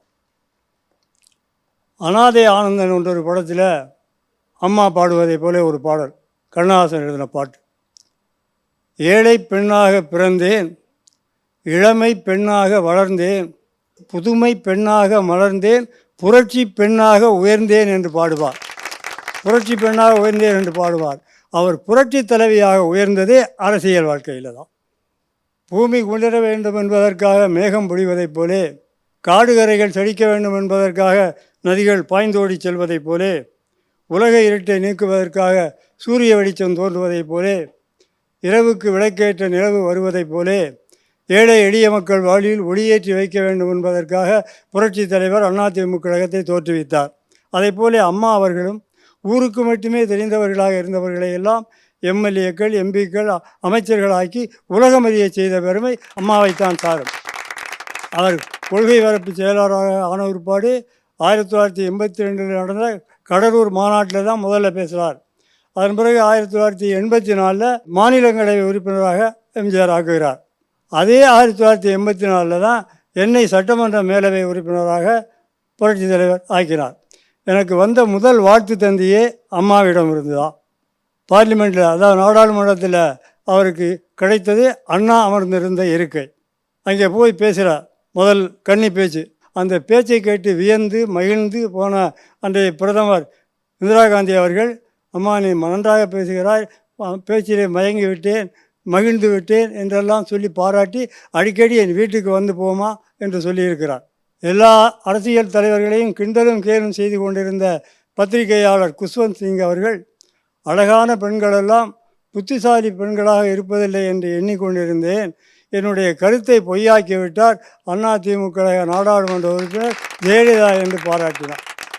புரட்சி தலைவர் எம்ஜிஆர் உடல்நலக் குறைவாக அங்கே மருத்துவமனையில் இருந்தபோது மிகப்பெரிய எதிர்ப்பு ஜெயலலிதா அம்மாவுக்கு இங்கே ஏற்பட்டது. நாவலர் திருநாவுக்கரசு போன்றவர்கள், சேலம் அண்ணன் ராஜாராம் போன்றவர்கள்லாம் எம்ஜிஆர் மன்றம் ஒன்றை கூட்டி அதில் ஜெயலலிதா அம்மா பிரச்சாரத்துக்கு போக வேண்டும் என்ற தீர்மானத்தை போட்டு பத்திரிகையில் வெளிவரச் செய்து இந்த அம்மாவிடையும் காண்பித்து நீங்கள் பிரச்சாரத்துக்கு போக வேண்டும் என்று சொன்னார்கள். தன்னந்தனியாக அந்த தேர்தலிலே ஒரே தலைவர், யாரும் போல 500 கூட்டங்களுக்கு மேலே பேசி அந்த தேர்தலில் அதிமுகத்திற்கு மிகப்பெரிய வெற்றியை தேடி கொடுத்தார். அப்படிப்பட்ட மிகச்சிறந்த சக்தி வாய்ந்த தலைவராக இருந்தார் அம்மா அவர்கள். எம்ஜிஆர் மறைவிற்கு பிறகு ஜா அணி, ஏ அணி என்று 2 அணியாக அதிமுக பிரிந்தது. மக்களுடைய எழுச்சியும் தொண்டர்களுடைய ஆதரவும் ஜெயலலிதா அம்மா அவர்களுக்கு தான் இருக்கிறது, தமக்கு இல்லை என்பதை ஜானகி அம்மா புரிந்து கொண்டார். புரிந்து கொண்டு 2 அணிகளையும் ஒன்றாக இணைப்பதற்கு முயற்சி எடுத்து அவர் தான் எல்லாம் செய்து இருக்கின்ற நிதி எல்லாம் கொடுத்து அந்த கட்டிடத்தையும் கொடுத்து, நீயே கட்சிக்கு தலைவராக இருந்து இந்த கட்சியை வழிநடத்தமா, தலைவர் காலத்தில் இருந்ததை விட பலமுள்ள கட்சியாக மாற்றுவாய் என்ற நம்பிக்கை இருக்கிறது, செய் என்று சொன்னார்கள். ஜெயலலிதா கூட நீங்கள் ஏதாவது பொறுப்படுத்திக் கொள்வேன்னு சொன்னாங்க. மாட்டேன் என்று சொல்லிவிட்டார். இதை ஏன் சொல்கிறேன் என்றால், பிளவுபட்டு இருந்தபோது இருந்ததை விட ஒன்றாக சேர்ந்த பிறகு வெற்றி பெற்றோம் அல்லவா, அதை போல நாம் பிரிந்து நிற்காமல் எல்லாரும் ஒன்றாக இணைந்து நின்றால் மிகப்பெரிய வெற்றியை வரக்கூடிய தேர்தலில் சந்திக்கலாம் என்ற எண்ணத்திலே தான் சொல்லுகிறேன். இதை தலைவர்கள் உணர்ந்து கொள்ள வேண்டும் என்பதற்காக சொல்லுகிறேன். எம்ஜிஆருக்கு பிறகு கட்சியை மிகப்பெரிய பலமுள்ள கட்சியாக, அதாவது எம்ஜிஆர் காலத்தில் 17 லட்சம் தொண்டர்கள் தான் இருந்தார்கள். அம்மா காலத்தில் 1.5 கோடி தொண்டர்கள். இந்தியாவிலே மிகப்பெரிய கட்சியாக அகில இந்திய அளவில் நாடாளுமன்றத்தில் 3வது பெரிய கட்சியாக ஆக்கிய பெருமை அம்மாவை தவிர யாருக்கும் கிடையாது. புரட்சி தலைவரை போல மனிதநேயம் உள்ள தலைவர்களை இந்த மண்ணுலகில் காண்பது அரிது என்று எப்படி சொல்கிறோமோ, அதை போல ஆளுமைத்தன்மை உடைய தலைவர்கள் உலகத்திலே ஜெயலலிதா அம்மாவுக்கு நிகரான தலைவர்கள் எவரும் கிடையாது என்று சொல்லலாம். அதற்கு ஒரு எடுத்துக்காட்டு, முதலமைச்சர்கள் எல்லாம் டெல்லிக்கு சென்று பிரதமரை பார்ப்பதற்கு அவருடைய இல்லத்திலே தான் காத்திருப்பார்கள். அப்படிப்பட்ட பிரதமர் ஒரு முதலமைச்சரை தேடி வந்து அவர் இல்லத்திலே காத்திருந்து பார்த்தார் என்றால் இந்திய துணைக்கண்டத்து அரசியல் வரலாற்றிலே ஜெயலலிதா அம்மாவுக்கு தான் அந்த பெருமையை தவிர வேறு யாருக்கும் கிடையாது. ஆனால் தான் ஹிலாரி கிளின்டன் அமெரிக்க நாட்டின் வெளியுறவுத்துறை அமைச்சராக இருந்த அவர் 2011 இங்கே வந்தபோது அம்மாவை நேரில் சந்தித்து புகழும் அறிவாற்றலும் கொண்ட உலகப் பெரும் தலைவி என்று நேரிலே வந்து சந்தித்து பாராட்டி விட்டு போனார். இன்னொன்று, காவிரி பிரச்சனை நீதிமன்றத்தின் கதவுகளை 7 முறைக்கு மேல் தட்டி மத்திய அரசிதழிலே நடுவர் மன்ற தீர்ப்பை ஏறச் செய்த பெருமை அம்மாவைத்தான் சாரும். நீர்மேல் எடுத்து நிலைக்காது என்பார்கள். ஆனால் காவேரி நீர்மேல் எடுத்து நிலைப்பதற்கு பாடுபட்டு அதில் வெற்றி பெற்றவர் புரட்சி தலைவி அம்மா அவர்கள். அது மாதிரி எத்தனையோ அரசியலை சவாலாக சந்தித்தவர் அவர் தான். 1989 சட்டமன்றத்தில் திமுக மிகப்பெரிய தாக்குதலை தொடுத்தது. தலைவரி கோலமாக வெளியே வந்து இனிமேல் நான் முதலமைச்சராக ஆன பிற்பாடு தான் இங்கே வருவேன் என்று சொல்லிவிட்டு வெளியேறினார். எப்படி புரட்சி தலைவர் சட்டசபை செத்து விட்டது என்று சொல்லி கருணாநிதி காலத்தில் வெளியேறி முதலமைச்சராக வருவேன் என்று சொல்லிவிட்டு போனாரோ, எப்படி அவர் வந்தாரோ அதை போல அம்மா அவர்களும் வெளியேறி 91 மீண்டும் முதலமைச்சராக வந்தார். முதலமைச்சராக வந்து பல சாதனைகளை செய்தார். தமிழ்நாட்டு மீனவர்களுடைய பிரச்சனை தீர வேண்டுமென்றால் கச்சத்தீவை மீட்க வேண்டும், கச்சத்தீவை மீட்காமல் எதுவும் செய்ய முடியாது என்று கச்சத்தீவை மீட்க வேண்டும் என்று சட்டமன்றத்தில் தீர்மானம் நிறைவேற்றி மத்திய அரசுக்கு அனுப்பியதோடு நின்று விடாமல் உச்ச நீதிமன்றத்திலே வழக்கு தொடர்ந்தார். நான் இருக்கின்ற காலம் வரை இந்தி திணிப்பை ஏற்றுக்கொள்ள மாட்டேன், நீட் தேர்வையும் அனுமதிக்க மாட்டேன் என்று துணிச்சலோடு சொன்னாரே, எந்த முதல்வர் அப்படி சொன்னார் இந்தியாவில்? அப்படிப்பட்ட துணிச்சல் அவரை தவிர யாருக்கும் கிடையாது. அது மாத்திரமல்ல, பெண்கள் வீரத்திலும் தீரத்திலும் சிறந்து விளங்க வேண்டும் என்பதற்காக பெண் கமாண்டோ படை அமைத்ததும் அவர் தான் இந்தியாவிலே முதல். இன்னொன்று, சவால்களை சமாளிப்பதோடு சாதனை மக்களுக்கு நன்மை செய்வதற்காக அந்த சாதனைகளை செய்து மக்களுடைய வேதனைகளை தீர்த்தவர் புரட்சி தலைவி அம்மா அவர்கள். அவருக்கு நிகரான தலைவர்கள் இதுவரை யாரும் கிடையாது, இனிமேல் பிறக்கப் போவதும் இல்லை என்று சொல்லி வாழ்க புரட்சி தலைவி அம்மா அவருடைய திருப்புகள் என்று வாழ்த்தி விடைபெறுகின்றேன். வணக்கம், நன்றி. அடுத்து, கலைத்துறையில்தான் அம்மா அவர்கள் மிகப்பெரிய சவால்களை சந்தித்தார் என்று நண்பர் வையாபுரி அவர்கள் தான் கேட்டதை அனுபவித்ததை நம்மோடு பகிர்ந்து கொள்ள வருகிறார். எங்களை வாழ வைத்துக் கொண்டிருக்கும் தமிழ் சினிமா ரசிகர்களுக்கும் ஜெயா டிவி நேயர்களுக்கும் எனது பணிவான வணக்கம். புரட்சி தலைவி அம்மாவினுடைய 77வது பிறந்த நாள். பொதுவாக சார் எனக்கு 2001 கல்யாணம் ஆச்சு. நீங்கள் அப்படி ஆட்டக்கூடாது, ஒரே ஒரு தடவை தான் ஆச்சு. ஏன்னா முன்னாடி மண்டை கழிஞ்சதை பார்த்து 4-5 தடவை ஆயிருக்குமோன்னு நீங்கள் நினைப்பீங்க. ஒரு தடவை தான் ஆச்சு. புரட்சி தலைவி அம்மா அவர்கள் 2001 பத்திரிக்கை கொடுக்க போனேன். அந்த பிஸியான டைமில் ஒரு 7 to 7:05 என்னை சந்திக்கிறதுக்காக டைம் கொடுத்துருந்தாங்க. 7 மணிக்கு நான் போகும்போது கரெக்டாக உள்ளே போயாச்சு. உடனே வந்தாங்க, பத்திரிக்கை கொடுத்தேன், வாங்க வையாபுரி அப்படின்னாங்க. 5 நிமிஷம் தானே நம்ம போயிடலான்னு சொல்லி உட்காருங்க, பத்திரிக்கை கொடுங்க அப்படின்னு வாங்கினாங்க. பத்திரிக்கையை வாங்கி பார்த்தோன்னே, கல்யாணம் யாருக்கு? உங்களுக்கு தானே? ஆமாம். சாமி கும்பிடுவீங்களா? கும்பிடுவோம். குலதெய்வம் இருக்கா? இருக்குமா. வீட்டில் அப்பா அம்மா இருக்காங்களா? இருக்காங்கம்மா. இது என்ன மொட்டை பத்திரிக்கை மாதிரி? வையாபுரி, ஆனந்தி, இடம், நேரம், கோயில், இவ்வளோ தான். குடும்பத்தில் ஒரு பேரையும் காணோம் அப்படின்னாங்க. இனிமேல் வீட்டில் எந்த விசேஷங்களாக இருந்தாலும் முதல்ல குலதெய்வம் பேரை போடுங்க, அதற்கப்புறம் வீட்டில் இருக்க பெரியவங்க பேரை போடுங்கன்னு சொல்லி முதலாக இத்தனை வயசுக்கு அப்புறம் எனக்கு கற்றுக் கொடுத்தது புரட்சி தலைவி அம்மா அவர்கள் மட்டும்தான். அதற்கு பிறகு தான் இன்னைக்கு வரைக்கும் என் குடும்பத்தில் எந்த விசேஷமாக இருந்தாலும் அத்தனை பேர்களையும் போட்டுட்ருக்கேன். தமிழகத்தில் இருக்க ஒவ்வொரு குடும்பத்தையும் தன் குடும்பமாக நேசித்த ஒரே தலைவி, உன்னத தலைவி, அது புரட்சி தலைவி அம்மா அவர்கள் மட்டும்தான். எனக்கு பத்திரிக்கை கொடுத்தோன்னே 2 குத்து விளக்கு பரிசாக கொடுத்தாங்க, வெள்ளி குத்து விளக்கு. ஆனால் தமிழகத்தில் ஒவ்வொரு வீடும் ஒளி விளக்காக இருக்குன்னா அதுக்கு காரணம் புரட்சி தலைவி அம்மா அவர்கள் மட்டும்தான். 2011 எலெக்ஷன் பிரச்சாரத்துக்கு போகலாம் அப்படின்னு சொல்லிட்டு போய் பார்த்து கேட்டுட்டு பிரச்சாரத்துக்கு கிளம்பி போகிறேன். போகும்போது நான் இன்னும் 2-3 நடிகர்கள் கிளம்பி போகிறோம். தாம்பரம், செங்கல்பட்டு, விழுப்புரம், ஒரு 3 இடத்துல பேச போகும்போது அவர் பிரமாதமாக பேசுகிறார். என் கூட வந்தவர். எனக்கு அவ்வளவாக பேச தெரியல. அம்மா இதை கொடுத்தாங்க, அதை கொடுத்தாங்க, அதை செய்வாங்க, இதை செய்வாங்க, இப்படி மாதிரி சொல்லிட்டே போகிறேன். ஒரு 3 இடம் தாண்டினோடனே, இவன் சரிப்பட்டு வரமாட்டான், இவனை அப்படியே வீட்டுக்கு அனுப்பிடுங்க அப்படின்னு சொல்லிட்டு அங்கேருந்து, ஐயா நீங்கள் வேறு ரூட்டை பார்த்து போங்க, நாங்கள் இந்த பக்கம் போகிறோம், நீங்கள் வேறு ஏதாவது ஊருக்கு கேட்டு வாங்க அப்படின்னு சொல்லிட்டு அங்கே விழுப்புரத்துலேருந்து என்னை திருப்பி அனுப்பிட்டாங்க. நான் இங்கேருந்து ஒரு 15 நாள் பிரச்சாரத்துக்கு போகிறேன்னு சொல்லி பெட்டி படிக்கெல்லாம் பேக் பண்ணிட்டு போனேன். நீங்கள் வீட்டுக்கு திரும்பி போங்கன்னு சொல்லுவோம். எனக்கு ரொம்ப அழுக வந்துருச்சு. இதுக்கப்புறம் எங்கே போகிறது, நம்ம அதுக்கு தகுதி இல்லையோ அப்படின்னு சொல்லி வீட்டுக்கு வந்து அழுதுட்டுருக்கேன். திடீர்னு பார்த்தா கட்சி ஆஃபீஸ்லேருந்து ஃபோன், இந்த மாதிரி அம்மா கூப்பிட சொன்னாங்க உங்களை அப்படின்னு. போன உடனே நீங்கள் அவங்க கூட போவேனா, நீங்கள் தனியாக போங்க, தனியாக வண்டி தரோம், தனியாக ஒரு சாட்டு தரோம் அப்படின்னு சொல்லிட்டு என்னை தனியாக ஒரு வண்டியை கொடுத்து நீங்கள் போங்க பிரச்சாரத்துக்கு அப்படின்னு 2011 அனுப்புனாங்க. இன்னைக்கு வரைக்கும் அம்மாவுக்கு விசுவாசியாக இருக்கேன். அம்மா போட்ட திட்டங்களை சொல்லிக்கிட்டு இருக்கேன். அதாவது அழகுலையும் சரி, அறிவிலையும் சரி, புத்திசாலித்தனத்திலையும் சரி, தைரியத்திலையும் சரி, சவால்லையும் சரி, மக்களுக்கு என்ன தேவைகளோ அதை அறிந்து புரிந்து செய்யக்கூடிய ஒரே தலைவின்னா அது உன்னத தலைவி, புரட்சி தலைவி அம்மா அவர்கள் மட்டும்தான். இன்றைக்கி 77வது பிறந்தநாள். ஜெயா டிவியில் எவ்வளவோ நிகழ்ச்சிகள் பண்ணியிருந்தா கூட 77வது பிறந்தநாளை ஜெயா டிவி மூலமாக உங்கள் கூட சேர்ந்து கொண்டாடுறோம், பகிர்ந்துக்கிறோங்கிறப்ப மிகப்பெரிய சந்தோஷமாகவும் பெருமையாகவும் இருக்குது. இத்தனை பேருங்க கல்யாணம் பண்ணி கொடுக்க முடியாமல் பொண்ணுங்களை வச்சுட்டு கஷ்டப்படுறாங்க. ஒரு தாய் உள்ளத்தோட சில பேர் அவங்க பிறந்த நாள்னாக்கா அண்டாவை வைப்பாங்க, குண்டாவை வைப்பாங்க, அது வந்து வசூல் பண்ணுவாங்க. ஆனால் புரட்சி தலைவியினுடைய அம்மா பிறந்த நாளைக்கு மட்டும்தான் தமிழ்நாட்டில் பட்டி தொட்டி எந்த ஊராக இருந்தாலும் சரி 60வது பிறந்த நாளா 60 பேர்த்து கல்யாணம் பண்ணி வைப்பாங்க. சீர் வரிசைகளோட தாலியை போட்டு சீர் வரிசைகள் கொடுத்து கூரை புடவையை கொடுத்து சாப்பாடு போட்டு பண்ணி வைப்பாங்க. காலனி முதல் கணினி வரை கொடுத்த தலைவி புரட்சி தலைவி அம்மா அவர்கள். ஏன்னா ரோட்டில் ஒரு குழந்தை நடந்து என்னது டாப்பிக்கை விட்டு வேறு டாபிக் போகிறோம் அப்படின்னு தானே பார்க்குறீங்க. இங்கே அந்த அணி இந்த அணிலாம் கிடையாதுங்க. இங்கே ஒரே அணி அம்மா அணி மட்டும்தான். நீங்கள் அதை பற்றியும் பேசலாம், நான் இதை பற்றியும் பேசலாம். ஏன்னா அம்மாவை பற்றி அவங்களுடைய சாதனைகளையும் அவங்களுடைய சவால்களையும் தான் பேச வந்திருக்கோம்.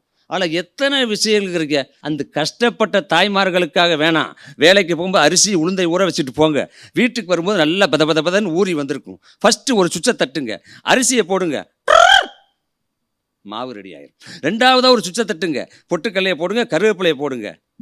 காரம் அதிகமாக சேர்க்கக்கூடாது, கோவம் அதிகமாக வரும். 2 மிளகாயை கிள்ளி போட்டு, கேஸ் ப்ராப்ளம் இருந்தால் 2 பூண்டை மட்டும் போட்டு ரெண்டாவதாக ஒரு சுவிட்சை தட்டுங்க, சட்னி ரெடி ஆயிரும். இட்லியை சுடுங்க, சட்னியை வைங்க, சில்லுன்னு ஃபேன் காற்றை வாங்கிட்டு இட்லியும் சட்னியும் வச்சு சாப்பிடுங்கன்னு சொன்ன ஒரே உன்னத தலைவி புரட்சி தலைவி அம்மா மட்டும்தான். இந்த மாதிரி 1 2 கிராமப்புறத்தில் போய் பாருங்க, ஐயா எனக்கு வாழ்வாதாரமாக இல்லையே, புருஷன் இல்லையா, பிள்ளை குட்டி இல்லையா என்று கேட்ட கேள்விக்காக 2 ஆட்டுக்குட்டியை பிடிச்சி கொடுத்தாங்க. அந்த 2 குட்டி 4 குட்டியை போட்டு 4 குட்டி 8 குட்டியை போட்டு வீட்டில் பிள்ளை குட்டியை விட ஆட்டுக்குட்டி தான் அதிகமாக இருக்குது. அந்த மாதிரி குட்டிகளை கொடுத்ததும் புரட்சி தலைவி அம்மா அவர்கள். கறவை மாடுகளை கொடுத்ததும் அம்மா அவர்கள். இந்த மாதிரி வரிசையாக சொல்லிக்கிட்டே போகலாம். அத்தனை சொன்னதை மட்டுமல்லாமல் சொல்லாததையும் செய்த ஒரே தலைவி உன்னத தலைவினா அது புரட்சி தலைவி அம்மா அவர்கள் மட்டும்தான். இருண்டு கடந்த தமிழகத்தை ஒளிமயமாக ஆக்கியது புரட்சி தலைவி அம்மா அவர்கள். அம்மாவுக்காக பேச போனவங்க யாரும் எந்த சூழ்நிலையும் மாறி போனதா சரித்திரமே இல்லை. அதுபோல் என்னுடைய பேச்சு மூச்சு இருக்கும் வரை எப்பையும் நான் அம்மா புகழ் பாடிக்கிட்டே இருப்பேன். இன்னைக்கு அம்மா பிறந்தநாளில் நம்ம ஜெயா டிவி மூலமாக அம்மா பிறந்தநாளை சந்தித்ததில் உங்களோட பகிர்ந்துக்கிட்டதில் மிகப்பெரிய சந்தோஷம். அதாவது அண்ணன் சொன்னார் நடுவர், நான் வந்து 17 வருஷம் ஆச்சுன்னு.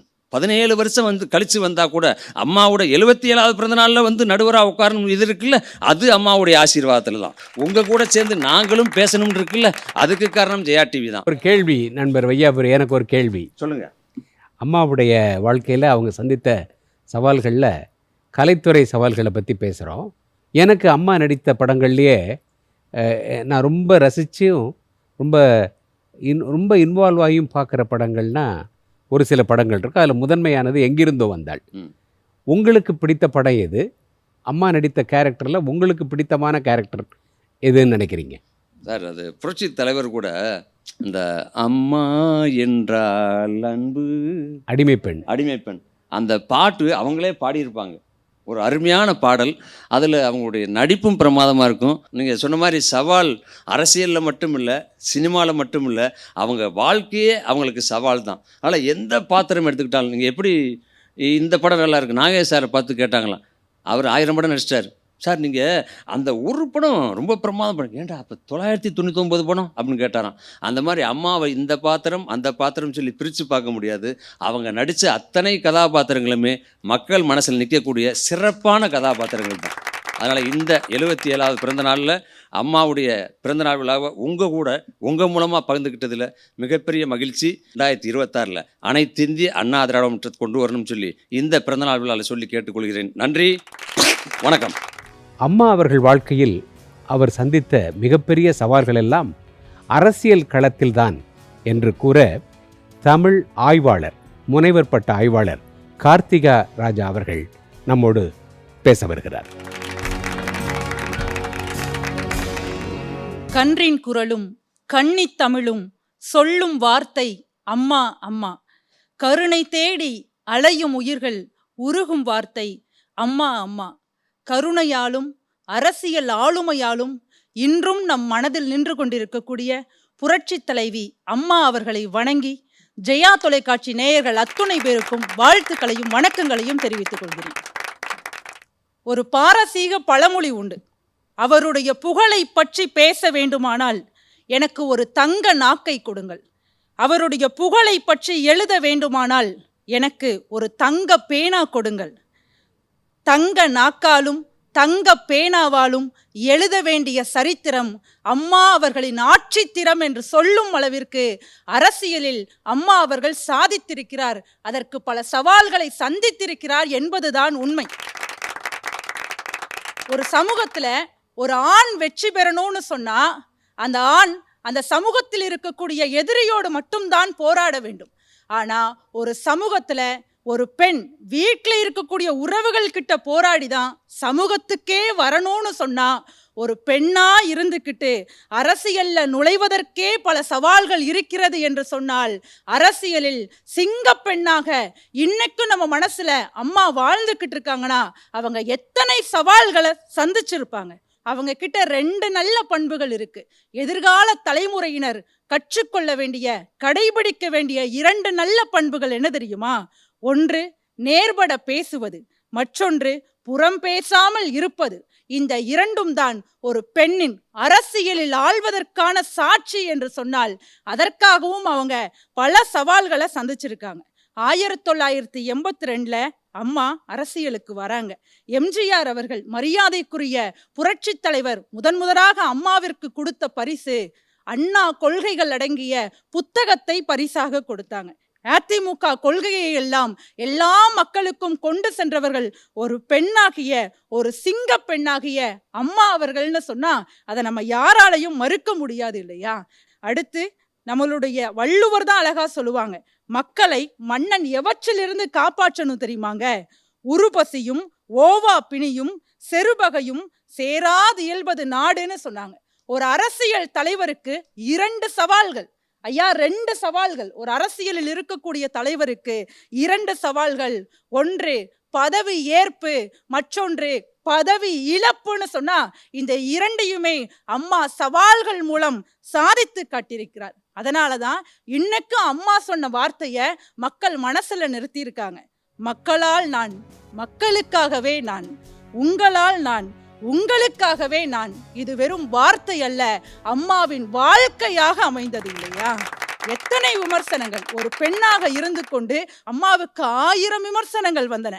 அம்மா மனதில் நிறுத்திய ஒற்றை வாசகம் அகிம்சையின் அடையாளமாக இருந்த காந்திஜியின் வார்த்தைகள் தான். மனித இனத்திற்கு உபயோகப்படவே இந்த உடல் என்ற காந்திஜியின் வார்த்தையை மனதில் நிறுத்தி கொண்டார். அதனால்தான் தமிழ்நாடு சட்டமன்றத்தில் 2 முறை பெண் எதிர்க்கட்சி தலைவர் என்ற பெருமையை பெற்றார் என்று சொன்னால், 1984 பிரச்சாரத்தில் ஈடுபட்டு அதிமுகவின் வெற்றிக்கு முதற் காரணம் அம்மாவின் பேச்சுதான் என்று நிலைநிறுத்தினார் என்று சொன்னால், ஒரு பெண்ணானவள் வீட்டில் மட்டும் சாதிப்பவள் அல்ல, நாட்டையும் முன்னேற்ற பாடுபடுபவள் என்பது அம்மாவின் பேச்சில் அன்று தெரிந்தது இல்லையா?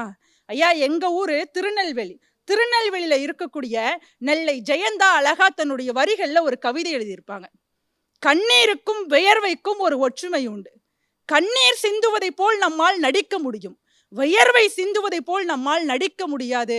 கண்ணீர் சிந்துவதை போல் நடிக்க முடியும், ஆனால் அரசியலில் உண்மை இருந்தால் மட்டும்தான் வியர்வை சிந்தி மக்களுக்காக உழைக்க முடியும் என்பதை நிரூபித்து காட்டினார். பெற்ற குழந்தைக்கு சோறு போட்டால் அவள் அன்னை, பெறாத குழந்தைகளுக்கும் அம்மா உணவகத்தின் மூலம் சோறு போட்டு, அம்மா குடிநீர் மூலம் தாகம் தீர்த்தால் புரட்சி தலைவி அம்மா என்று இன்னைக்கும் நம்ம சொல்லிக்கிட்டு இருக்கோமா இல்லையா? ஆட்சிக்கு வர்றதுக்கு முன்னாடி நம்ம அரசியல் செய்யலாங்க, ஆட்சிக்கு வந்ததுக்கு பிறகு யாரும் அரசியல் செய்யக்கூடாது. அதுதான் அரசியல் தர்மம். மாதர் தம்மை இழிவு செய்யும் மடமையை கொளுத்துவோம் என்ற நிலையை கொஞ்சம் திருத்தி ஜெயகாந்தன் தன்னுடைய வரிகளில் அழகாக பதிவு செய்தார். மாதர் தம்மை இழிவு செய்யும் மடமையை கொளுத்துவோம் என்று சொன்னார். தையல் சொல் கேளீர் என்று ஔவை சொன்னார். பாரதி சொன்னாரு தையலை உயர்வு செய் என்று. எத்தனை திட்டங்கள் பெண் குழந்தைகளுக்காக.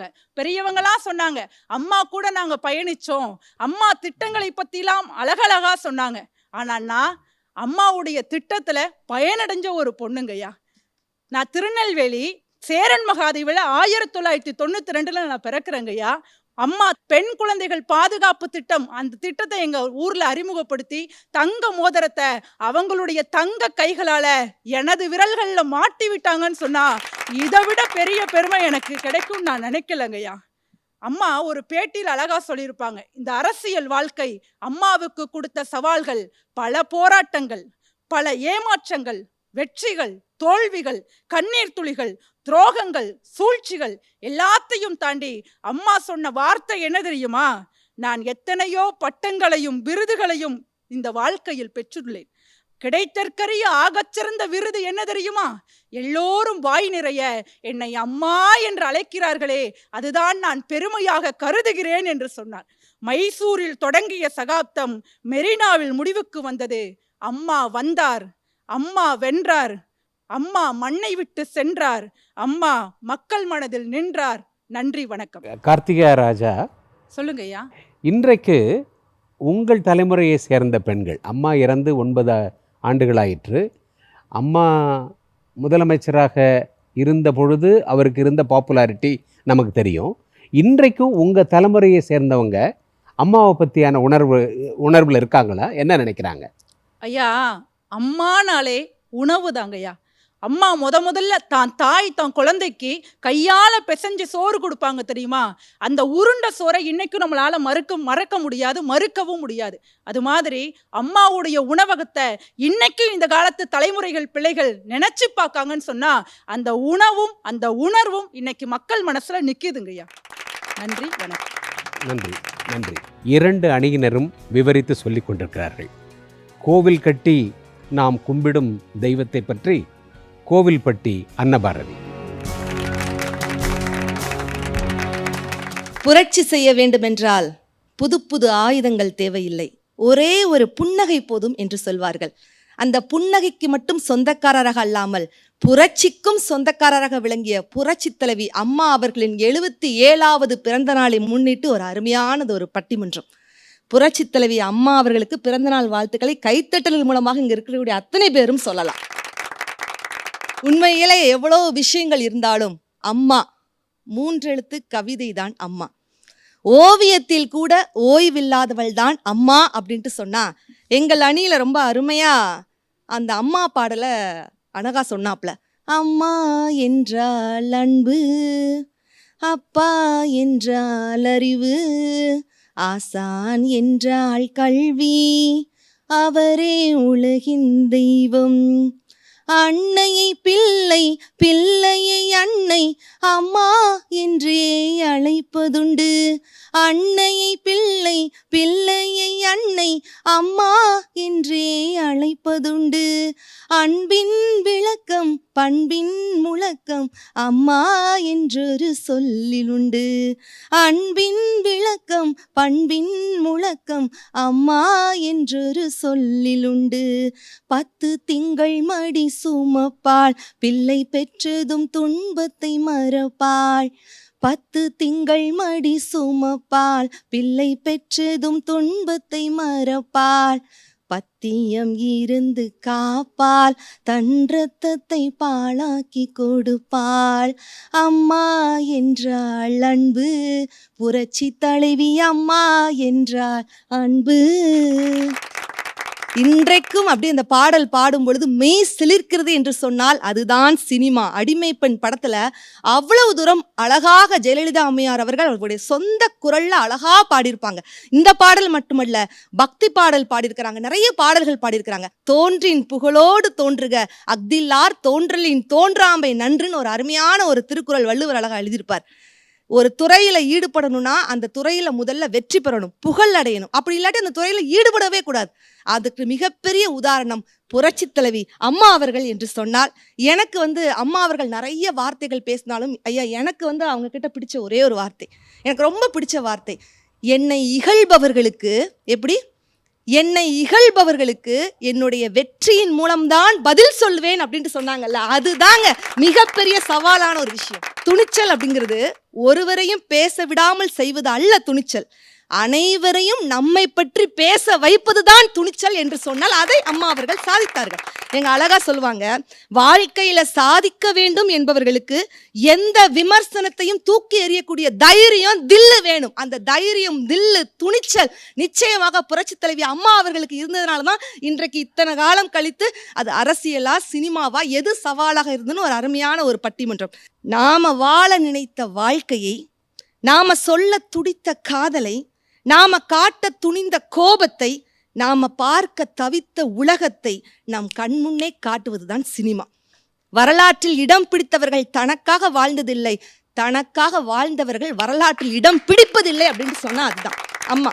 நடிகவேல் எம் ஆர் ராதா அவர்கள் ரொம்ப அழகா சொல்லியிருப்பார், விதைச்சவன் தான் விலை சொல்லுவான் அப்படின்னு சினிமால சொன்னா எல்லாரும் கை தட்டுவாங்க. எப்படி விதைச்சவன் தான் விலை சொல்லுவான் சினிமால சொன்னா எல்லாரும் கை தட்டுவாங்க, ஆனா அதுவே சட்டமாக்குனா போராட்டம் பண்ணுவாங்க, இதான் அரசியல் அப்படின்னு சொன்னாரா எம் ஆர் ராதா அவர்கள். அப்படி யோசிச்சு பாருங்க, சினிமா அரசியல் இது இரண்டையும் மிகப்பெரிய சவாலாக ஏற்றுக்கொண்ட பெருமை புரட்சி தலைவி அம்மா அவர்களே சாரும். பிப்ரவரி 24 பிறக்கிறார்கள் புரட்சி தலைவி அம்மா அவர்கள். ஒவ்வொரு பிப்ரவரி 24ஆம் தேதியும் பெண் குழந்தைகள் பாதுகாப்பு தினமாக கொண்டாடப்படுகிறது அப்படின்ட்டு சொன்னா இதுவே உண்மையிலே பெருமைப்படக்கூடிய ஒரு விஷயங்க.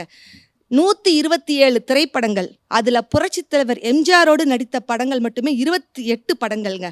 7 பிலிம்பேர் அவார்ட், ஆகச்சிறந்த நடிகைக்காக தமிழக சினிமா ரசிகர் விருது கொடுத்திருக்கிறாங்க, கலைமாமணி விருது கொடுத்திருக்கிறாங்க. அதிக வெள்ளி விழா படங்கள் தந்த தமிழ் நடிகைகளில் தொடர்ந்து இன்று வரைக்கும் நம்பர் 1. மதுரையில நடந்த ஒரு சம்பவம், மதுரை சென்ட்ரல் தேட்டருக்கு வெளியே பயங்கர கூட்டமா வர்றாங்க. உடனே ஒரு வெள்ளைக்காரன் அதை பார்க்குறாப்புல, என்ன இவ்வளவு தூரம் பயங்கர கூட்டமா வருதுன்னு மதுரையில் இருக்கக்கூடிய ஒருத்தரை கூப்பிட்டு கேட்குறாப்புல, என்ன இவ்வளோ கூட்டமாக வருதுன்னா கோவிலா இல்லை, ஏதாவது பள்ளிக்கூடமா, ஏதாவது கல்லூரியா, இல்லை, என்ன ஏன் இவ்வளோ கூட்டமாக வருது, இது தேட்டரா, அப்படியா, யார் நடிச்சது, புரட்சி தலைவர் எம்ஜிஆர் அவர்களும் புரட்சி தலைவி ஜெயலலிதா அம்மையாரும் நடிச்சது, அப்படியா, எப்போ, இது புது படமா, இல்லை 60 வருஷத்துக்கு முன்னாடி வந்த படம், நிஜமாவா, அவங்க இருக்கிறாங்களா, இல்லை அவர்கள் இந்த மண்ணை விட்டு சென்று விட்டார்கள், இறந்து விட்டார்கள். அந்த படம் தான் 1000ல் ஒருவன் படம். அந்த படத்துக்கு டிக்கெட் எடுத்துட்டு அந்த வெள்ளைக்காரன் உள்ள போய் பார்க்குறாப்புல, பார்த்துட்டு அவங்க நாட்டில் போய் எழுதுற அப்படி என்ன தெரியுமா, த வேர்ல்டு பெஸ்ட் லீடர்ஸ் அப்படின்ட்டு ஒரு ஆர்டிக்கல் எழுதுறாங்க அப்படின்னு சொன்னா இதுதான் ஒரு மிகப்பெரிய ஒரு சவால், இதுதான் ஒரு தலைவனுக்கு உண்டான அங்கீகாரம். நடுவர் அவர்களே, 1980ல் காஸ்பாட் அப்படிங்கிற ஒரு மேகசின், அதில் ஒரு ஆர்டிக்கல் வருது, ஜெயலலிதா அம்மையாரை எதிர்த்து, அதாவது ஜெயலலிதா அவர்களுடைய சினிமா வாழ்க்கை முற்றுப்புள்ளியாகிவிட்டது, அவங்க திரும்ப பேக்கப்காக ரொம்ப ஸ்ட்ரகிள் ஆகுறாங்க அப்படின்னு சொல்லிட்டு ஒரு ஆர்டிக்கல் காஸ்பாட் அப்படிங்கிற ஒரு மேகசின்ல. உடனடியாக இந்த கடிதத்துக்கு மறுப்பு கடிதம் ஜெயலலிதா அம்மையார் தன்னுடைய சொந்த கைப்பட எழுதி அனுப்புறாங்க. அதில் அவங்க முதல் வார்த்தை எழுதிட்டது என்ன தெரியுமா, ஃபர்ஸ்ட்லே நன்றி எழுத்தாளருக்கு. அந்த கடிதத்தில் முதலாக அவங்க எழுதினது முதல்ல நன்றி எழுத்தாளருக்குன்னு சொல்லிட்டு, நான் பேக்கப் ஆகிறதுக்கெலாம் எதுவும் ஸ்ட்ரகிள் ஆகலை, நான் எதுவுமே கஷ்டப்படலை, இன்றைக்கும் எனக்கு பட வாய்ப்புகள் வந்து கொண்டு தான் இருக்கிறது. 1980ல் பார்த்தீங்கன்னா சூப்பர் ஸ்டார் ரஜினிகாந்த் அவர்களோடு ஸ்ரீபிரியா நடித்திருப்பாங்க, படம் பில்லா. அந்த படத்துல ஸ்ரீபிரியா அவர்களுக்கு பதிலாக புரட்சி தலைவி அம்மா அவர்களைத்தான் அழைத்தார்கள். ஆனா நான் அந்த படம் வேண்டாம் அப்படின்னு சொல்லிட்டு நான் தான் அந்த வாய்ப்பை மறுத்தேன். அதனால எனக்கு இன்னும் வாய்ப்புகள் வந்து கொண்டிருக்கிறதுன்னு சொல்லி முடிக்கல. அதுக்கப்புறம் ஒரு வார்த்தை அம்மா எழுதுனாங்க, அதுதான் அம்மா, படம் நடிக்காமலே என்னால் ராணி மாதிரி வாழ முடியும் அப்படின்ட்டு சொல்லி எழுதுனாங்க. அப்படின்னு சொன்னால் எனக்கு டைரக்ஷன் மேலே ஆர்வம் அதிகமாக இருக்கிறது, அதனால தான் நான் வரல அப்படின்னு சொல்லிட்டு மறுப்பு கடிதம் அவங்களுடைய சொந்த கைப்பட எழுதியிருக்கிறாங்க. அப்படின்ட்டு சொன்னால் எவ்வளோ சவாலான விஷயங்கள் இதெல்லாம் நீங்கள் யோசிச்சு பாருங்க. சவாலே சமாளி படத்தில் சச்சுமா அழகாக சொன்னாங்க, சவாலியார் சிவாஜி கணேசனோடு கண்ணதாசனுடைய வரிகள்ல ஒரு பாட்டு வரும். சிட்டுக்குருவிக்கென்ன கட்டுப்பாடு, தென்றலே உனக்கேது சொந்த வீடு, உலகம் முழுதும் பறந்து பறந்து ஊர்வலம் வந்து விளையாடு. அந்த பாடலை நீங்க எடுத்து பார்த்தீங்கன்னா நிஜமாவே ஒரு சிட்டுக்குருவி மாதிரி பறந்து அவ்வளவு தூரம் அழகா ஆடி இருப்பாங்க புரட்சி தலைவி அம்மா அவர்கள். இப்படி எந்த ஒரு பாடலாக இருக்கட்டும், இப்படி போய் மாறினீங்கன்னா பட்டிக்காடா பட்டணமா, அந்த பட்டிக்காடா பட்டணமா படத்துல அதே போல சவாலியார் சிவாஜி கணேசன் கண்ணதாசன் அவர்களுடைய வரிகள். அந்த பாடல் நீங்க எல்லாரும் மிக பிரபலமான ஒரு பாடல். கேட்டு கோடி உரிமை மேலும் போட்டு கோடி கோகோ தாளம் பார்த்து கோடி ஓ மாமங்கிட்ட பட்டி காட்டு ராகம்பாவம். அதுல ஒரு வரிகள் வரும். We shall meet together at the morning, evening, night till the dawn. We shall meet at the modern world in the morning, evening, night till the dawn. உங்கள் தாளங்கள் ஜங்கிள், என்னை பாருங்கள் அங்கிள், ஆட்டம் கொண்டாட்டம் ஹோ ஹோ, கோட்டும் கொண்டாட்டம் ஹோ ஹோ, ஏ மை ஸ்வீட்டி ஏ குடுமி அங்கிள் அப்படின்னு இந்த பாடல் அந்த ஆங்கில வார்த்தைகளை எழுதி கொடுத்தது புரட்சி தலைவி அம்மா அவர்கள் தான் கண்ணதாசனுக்கு எழுதி கொடுத்துருக்குறாங்க அப்படின்ட்டு சொன்னா யோசிச்சு பாருங்க. நடையாக இருக்கட்டும், உடையாக இருக்கட்டும், பேச்சாக இருக்கட்டும், பாடலாக இருக்கட்டும், ஆடலாக இருக்கட்டும், நடிப்பு திறமையாக இருக்கட்டும், முக பாவனையாக இருக்கட்டும், இன்னும் சொல்ல போனா முகராசி, இன்னும் கைராசி, எல்லாத்துக்கும் ஒத்த வார்த்தை புரட்சி தலைவி அம்மா அவர்கள் நம்ம சொல்லலாம். ஏன் தெரியுமா? ஒரு படம் நம் நாடு, அந்த நம் நாடு படத்துல அழகான பாட்டு. வாங்கையா வாத்தியாரையா வரவேற்க வந்தோம் ஐயா, ஏழைங்க உங்களை நம்பி எதிர்பார்த்து நின்னோம் ஐயா. அந்த பாடலுக்கு அப்புறம் தான் அரசியலுக்குள்ள முதல்ல புரட்சி தலைவர் எம்ஜிஆர் அவர்கள் வருகிறார்கள். அந்த முகராசிக்கு சொந்தக்காரர் வாங்கையா வாத்தியாரையா இந்த சிரிச்ச முகத்தோடு வரவேற்று சொன்னாங்க பாத்தீங்களா, அதுதான் புரட்சி தலைவி அம்மா அவர்கள் என்று சொன்னால். தனக்கு மிஞ்சியதை கொடுப்பது தர்மம், தனக்குள்ளதை கொடுப்பது தயாளம், தன்னையே கொடுப்பதுதான் தியாகம் என்று சொன்னால் அந்த தியாகத்தின் இருப்பிடமாக இருப்பவர் புரட்சி தலைவி அம்மா அவர்கள். அவர்களை பத்தி ஒரே ஒரு கவிதை சொல்லி நான் முடிக்கிறேன். பெண் என்று பிறந்தால் உனை போல் பிறக்க வேண்டும், பெண் என்று பிறந்தால் உனை போல் பிறக்க வேண்டும், ஒன்று வாழ்ந்தாலும் அதில் உனை போல் சிறக்க வேண்டும். கண்ணசைவில் சபை நடத்தும் கலை எங்கு கற்றாய், உன்னசைவில் நாடிருக்க உயர் புகழை பெற்றாய். உனை போல் ஒரு பெண்ணை இனி காண்பது இது, என் தாய் போல ஓருயிரும் இனி நாடு கண்டிடாது. ஜெயா என்று பெயர் கொண்டதாலோ சென்ற இடமெல்லாம் வென்று வந்தாயோ, ஜெயா என்று பெயர் கொண்டதாலோ சென்ற இடமெல்லாம் வென்று வந்தாயோ, எதிர்ப்புகளை வெல்வதில் உனக்கு நீயே தாயே நிகர் நீயே என்று புரட்சி தலைவி அம்மா அவர்களை வணங்கி ஒரே ஒரு விஷயத்தை நான் சொல்லி முடிக்கிறேன். அதாவது அரசியல்ல ஆண்கள் தான் மிகப்பெரிய ஆளுமை மிக்கவர்களாக இருக்கார்கள், பெண் என்பவள் வெறும் ஒரே 1% தான். அப்போ ஒரு ரிப்போர்ட்டர் வந்து கேட்குறாங்க அம்மா கிட்ட, ஆண்கள் கோலாச்சிய தமிழக அரசியல் களத்தில் இதுவரை அத்தனை பேரும் ஆண்களே இருந்தாங்க, ஆனா நீங்க உங்களை பார்த்தோன்னு எல்லாருமே பயப்படுறாங்களே, நீங்க என்ன ஒரு சர்வாதிகாரியா அப்படின்ட்டு கேட்குறாங்க ஒரு ரிப்போர்ட்டர். அதற்கு அம்மா சொன்ன வார்த்தை என்ன தெரியுமா? நான் சர்வாதிகாரி தான். ஒரு இயக்கத்தின் தலைவர் வலிமை உள்ளவராக இருந்தால்தான் தலைமை பொறுப்பை வகிக்க முடியும்.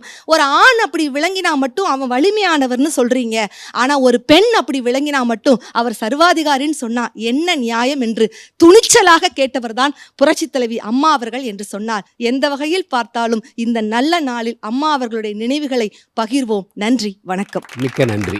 நன்றி நன்றி. தலையாய சவால்கள் என்றால் அது அரசியல் சவால்தான் என்று பேசுவதற்கு இப்பொழுது சிவநந்தினி வருகிறார்.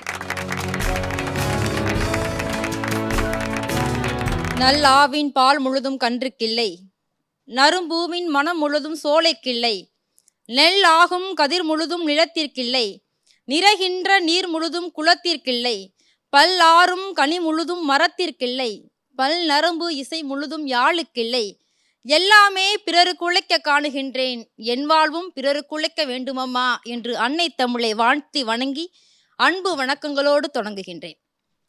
சந்தியாவின் மகளாக பிறந்து இந்தியாவின் மகளாக உயர்ந்து இன்றைக்கு வரைக்கும் நெஞ்சமெல்லாம் நிற்கமறை நேர்ந்திருக்கக்கூடிய தங்க தாரகை புரட்சி தலைவி அம்மா அவர்களின் பிறந்த நாளில் அவர்களையும் வணங்கி உலகெங்கும் பார்த்து ரசித்து கொண்டிருக்கக்கூடிய ஜெயா தொலைக்காட்சி நேயர்கள் அத்தனை பேருக்கும் அன்பு வணக்கம். அம்மாவுக்கு மிகுந்த சவாலாக அமைந்தது திரை வாழ்க்கையா அரசியல் வாழ்க்கையா? நடுவர் அவர்களே, இந்த மேடை எனக்கு மிகவும் பிடித்த மேடையாக மாறிவிட்டது. நடுவர் உள்ளிட்ட இரு அணியைச் சேர்ந்த பேச்சாளர்கள் உள்ளிட்ட இந்த அரங்கத்தில் இருப்பதிலேயே அவர்களுடைய அனுபவம் என்னுடைய வயதாக இருக்கக்கூடும். இவ்வளவு மூத்தவர்கள் இருக்கக்கூடிய நாற்காலிகளுக்கு அருகாமையில் அவர்களுக்கு இணையாக என்னையும் அமர வைத்து இந்த மேடையில் பேச வைத்ததற்காக முதலில் இந்த அரங்கத்தில் இருக்க அத்தனை பேருக்கும் என்னுடைய கால் பணிந்த நன்றிகளையும் வணக்கங்களையும் உரித்தாக்கிக் கொள்கிறேன். பொதுவாக இந்த சமூகம் ஒரு பெண் சமூகம் சார்ந்து இயங்குவது என்பதே எட்டாக்கனிதான். என் புரட்சி தலைவி இந்த சமூகத்திற்காக வர வேண்டும் என்று எண்ணிய போது ஆண்கள் மட்டுமே ஆணாதிக்கம் செலுத்திக் கொண்டிருந்த மிக முக்கியமான ஒரு இடத்திற்கு என் தலைவி வந்தார். திரைத்துறையில் பொதுவாக பெண்கள் எல்லாம் இன்றைக்கு வரைக்கும் நிறைய சவால்களை சந்தித்து கொண்டுதான் இருக்கிறார்கள். அப்போது கூட ஒரு ஓரவஞ்சனை இருக்கும். நடிகரின் பெயர்கள் அந்த பெரிய திரையில் நடுவிலே பெரிதாக இருக்கும். நடிகையின் பெயர்கள் ஒரு ஓரத்தில் சிறியதாக நடிகை என்று வந்துவிடும். ஒரு ஓரத்தில் கூட அரசியலில் பெண்களுக்கு இடமில்லை உறவுகளே. அப்படி இருந்த சமூகத்தை பெண் வீட்டை மட்டும் ஆள்பவள் அல்ல, இந்த நாட்டையும் ஆள்பவள் என்று உறக்கச் சொன்னவர். நிறைய சம்பவங்களை அவரோடு பயணித்தவர்கள், அவரோடு வாழ்ந்தவர்கள், அவரோடு உழைத்தவர்கள் என்று பட்டியலிட்டார்கள். எனக்கு முன்னால் நிறைய பாடல்களையும் குறிப்பிட்டு காண்பித்தார்கள்.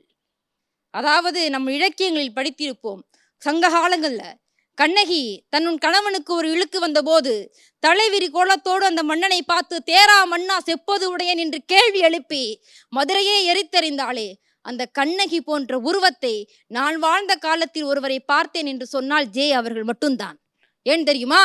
சட்டசபையில் ஆணாதிக்கவாதிகள் அவரை வெளியில் தள்ளிய போது தலைவிரி கோலத்தோடு பத்திரிகையாளர்களை சந்தித்தார். திவிர்ந்த ஞானச்சருக்கோடு சொன்னால் மீண்டும் இந்த சட்டசபைக்கு வருவேன், எப்படி தெரியுமா, முதலமைச்சராக வருவேன் என்று சூளுரைத்தார். வந்தார், வென்றார். எப்படி தெரியுமா? 234 தொகுதிகள் தான். ஒரு பெண் என்ன செய்து விடுவாள், அவளால் என்ன செய்ய முடியும் என்று கேலிகள் கிண்டல்கள் பேசிய சமூகத்திற்கு 225 தொகுதிகளில் மாபெரும் வெற்றி கொண்டாரே புரட்சி தலைவி அம்மா, முதலமைச்சராகவே உள்ளே வந்தார். ஜெயலலிதா எனும் நான் என்ற பெயர் சாமானிய மக்களின் நெஞ்சில் ஈரத்தையும், ஏன் மேலவையில் இருந்து கொண்டு கீழவையை பார்க்காமல் கண்டும் காணாமல் பெண்ணை புறம்பேசிய கூட்டத்திற்கு நெஞ்சை நடுங்க வைத்த குரல் என்று சொன்னால் அது புரட்சி தலைவி அம்மா அவர்கள் மட்டும்தான். இன்றைக்கு வரைக்கும் இந்த சமூகத்தில் நிறைய அவல நிலைகள் குறைந்திருக்கிறது என்று சொன்னால் அதற்கு முதல் புள்ளி ஜெயலலிதா என்கின்ற குரல் என்பதை மறந்து விடாதீர்கள். ஒரு பெண் பேசினால் வாயாடி, பேசாவிட்டால் ஊமை, இப்படி பட்ட பெயர்களா சூட்டி சூட்டி சூட்டி மூளையில் ஒடுக்கி வைத்த சமூகத்திற்கு பெண் என்பவள் நீங்கள் ஒதுக்கி வைக்க வேண்டிய இனம் அல்ல, நீங்கள் எல்லாம் கொண்டாடி தீர்க்க வேண்டிய குலதெய்வம் என்று சூளுரைத்தவர் புரட்சி தலைவி அம்மா. எல்லோரும் இன்னைக்கு நகர்ப்புறங்கள்லேருந்து வந்திருக்க கூடும்.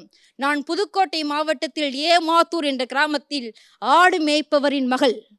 பள்ளிக்கூடம் முடித்து நீங்கள் திருமணம் செய்து வைத்தீர்கள் என்றால் தாலிக்கு 4 கிராம் தங்கம், 25,000 தொகை. இதே நீங்கள் கல்லூரி படிக்க வைத்தீர்கள் என்று சொன்னால் தாலிக்கு தங்கம் 8 கிராம் 50,000 ரொப்பத்தொகை என்று சொன்னார். நீங்கள் நம்ப மாட்டீர்கள். பள்ளி காலத்தோடு எங்களுடைய கனவுகள் சிதைந்துவிடும் என்று ஏங்கிக் கொண்டிருந்த கிராமப்புற பெண்களுக்கு கல்லூரியின் வாசலின் அந்த காற்றை சுவாசிக்க வைத்த பெருமை புரட்சி தலைவி அம்மா அவர்களுக்கே உண்டு. நடுவர் அவர்களே, உங்களுக்கு நிறைய இலக்கியங்கள் தெரிஞ்சிருக்க கூடும். பொதுவாக இன்னைக்கு எத்தனையோ இலக்கியங்கள் வந்து விட்டது. மேலோட்டமாக சொல்வார்கள், திருக்குறளுக்கு பிறகு எத்தனை இலக்கியங்கள் தமிழில் வந்தாலும் கூட திருக்குறளின் சாயல் இருக்கிறது என்று சொல்வார்கள். புரட்சி தலைவர் எம்ஜிஆர் அவர்களும் சிவாஜி கணேசன் அவர்களும் நடிப்புத்துறைக்கு வந்த பிறகு இன்றைக்கு வரைக்கும் எத்தனை நடிகர்கள் வந்தாலும் அவர்களின் சாயல் இருக்கிறது என்று சொல்வார்கள். எத்தனை கட்சிகள் தொடங்கினாலும் அரசியல் என்று சொன்னால் என்னுடைய ஜெயலலிதா அம்மாவின் தடம் இருக்கும் என்பதை தயவு செய்து மறந்து விடார்கள். தடத்தை பதிவு செய்து வைத்திருக்கிறார். ஒரு பெண் குழந்தை பிறந்ததிலிருந்து அவளுக்கு அந்த தொட்டில் குழந்தை திட்டமாக இருக்கட்டும், ஏன் அவள் வளர்ந்து கல்யாணமாக இருக்கட்டும், குறிப்பா வளைகாப்பு என்கின்ற ஒன்றே இந்த சமூகத்தில் இல்லாமல் எத்தனை பிள்ளைகள் தன் குழந்தைகளை பெற்றெடுத்திருப்பார்கள் தெரியுமா? அப்படிப்பட்ட பெண்களுக்கு வளைகாப்பு நடத்தி அம்மாவாக கருவுற்றதால் அவையெல்லாம் கர்ப்பிணி பெண்களாக மாறினார்கள். கர்ப்பிணி பெண்களுக்கு வளைகாப்பு நடத்தியதால் கருணை ஊற்றை தாயாக இன்றைக்கு வரைக்கும் நிலைத்திருக்கிறார்களே அம்மா அவர்கள். சைக்கிளாக இருக்கட்டும், லேப்டாப்பாக இருக்கட்டும், செருப்பாக இருக்கட்டும், திரும்புகிற திசையெல்லாம் ஜேவின் முகங்கள் நம் கண் முன்னே வந்து போகும். அவர் சந்திக்காத பாதைகளா? எத்தனை கேள்விகள், எத்தனை எத்தனை இடர்கள், எத்தனை எத்தனை கவலைகள், அத்தனைக்கும் ஒற்றை பதில். ஜே என்னும் நான் மக்களுக்காக உழைத்துக் கொண்டிருக்கிறேன். எங்களுடைய இயக்கம் தவ வாழ்க்கை நிறைந்த இயக்கம். எங்கள் தொண்டர்கள் அத்தனை பேரும் இந்த மக்களுக்காக உழைப்பார்கள் என்று சூளுரைத்தாரே, அந்த அம்மா பார்க்காத சவாலா? திரை வாழ்க்கை என்பது மலர் கிரீடம், அரசியல் வாழ்க்கை என்பது முள் கிரீடம். ஒரு உண்மையை மட்டும் சொல்கின்றேன் உறவுகளே, இன்னைக்கு சாமானிய மக்களின் அதிகபட்ச குரல், சமீப காலமாக தமிழகத்தில் நடக்கக்கூடிய பெண் பிள்ளைகளின் பிரச்சனைகள் திரும்புகின்ற திசையெல்லாம் தொலைக்காட்சி பெட்டியை திறந்து வைத்தால், நாளிதழ்களை திறப்பி பார்த்தால், 7ஆம் வகுப்பு படிக்கக்கூடிய மாணவி, 25 வயதுடைய கல்லூரி மாணவி, 45 வயதுடைய அம்மாக்கள், 75 உடைய பாட்டிகள் சீரழிக்கப்பட்டு விட்டார்கள் என்ற செய்தி தினந்தோறும் தினந்தோறும் நம் கால்களில் விழுகிறதே. அப்போது எல்லோரும் என்ன சொல்கிறார்கள் தெரியுமா? என் அம்மா மட்டும் இருந்திருந்தால் எங்களுக்கு ஒரு நீதி கிடைத்திருக்காதா என்று இயங்கக்கூடிய எத்தனை உறவுகள் இந்த தமிழ் மண்ணில் இருக்கிறார்கள் தெரியுமா? நேற்று யதார்த்தமாக ஒரு ஆட்டோ ஓட்டுநர் சொல்கிறார், அம்மா படம் வைத்திருந்தார், நான் இங்கே பேச வர்றேன் அப்படிங்கிற செய்தியெல்லாம் சொல்லலை. உங்களை அம்மா ரொம்ப பிடிக்குமான்னு. அம்மாவை யாருக்குமா பிடிக்காது? அம்மா இருந்தாங்க, பொம்பளை பிள்ளைக்கு மட்டும் பாதுகாப்பு இல்லம்மா, ஆண்களுக்கும் பாதுகாப்பாக கொடுத்தாங்க. வெள்ளைக்காரர்கள் இருந்து போர் செய்து வந்தாலே வீரமங்க வேலு நாச்சியார், கை குழந்தையோடு வெள்ளையர்களை எதிர்த்து போராடினாலே சான்சி ராணி, அவரை நான் வரலாற்று பக்கத்தில் தான் படித்திருக்கிறேன். ஆனால் நான் பிறந்த பிறகு ஒரு புத்தகம் படித்தேன், அப்போதுதான் திறந்தது. ஒருவேளை வீரமங்கை வேலு நாச்சியாரும் சான்சி ராணியும் என் அம்மா புரட்சி தலைவர் ஜெயாகத்தான் இருந்திருக்க கூடுமோ என்று இன்றைக்கு இருக்கக்கூடிய இளம் பிள்ளைகளுக்கு உணர வைத்திருக்கிறார் என்று சொன்னால், அவருடைய வாழ்க்கை பெண் வாழ்க்கை என்று சொன்னாலே சவாலாகத்தான் இருக்கும். அதிலும் அரசியல் வாழ்க்கை மிகுந்த சவாலாக இருந்தது. அரியா சனத்திற்காக ஒரு நாளும் அம்மா ஆசைப்பட்டதில்லை. ஒன்றும் அரியா சனத்திற்காக மட்டும்தான் என் அம்மா கவலைப்பட்டார். தமிழ்நாட்டு மக்கள் நோயின்றி வாழ வேண்டும் என்று திட்டங்களை வகுத்து கொடுப்பதற்காக கவலைப்பட்டார். இன்று தமிழ்நாட்டு மக்கள் எல்லாம் தாயின்றி தவித்து கொண்டிருக்கிறார்கள்.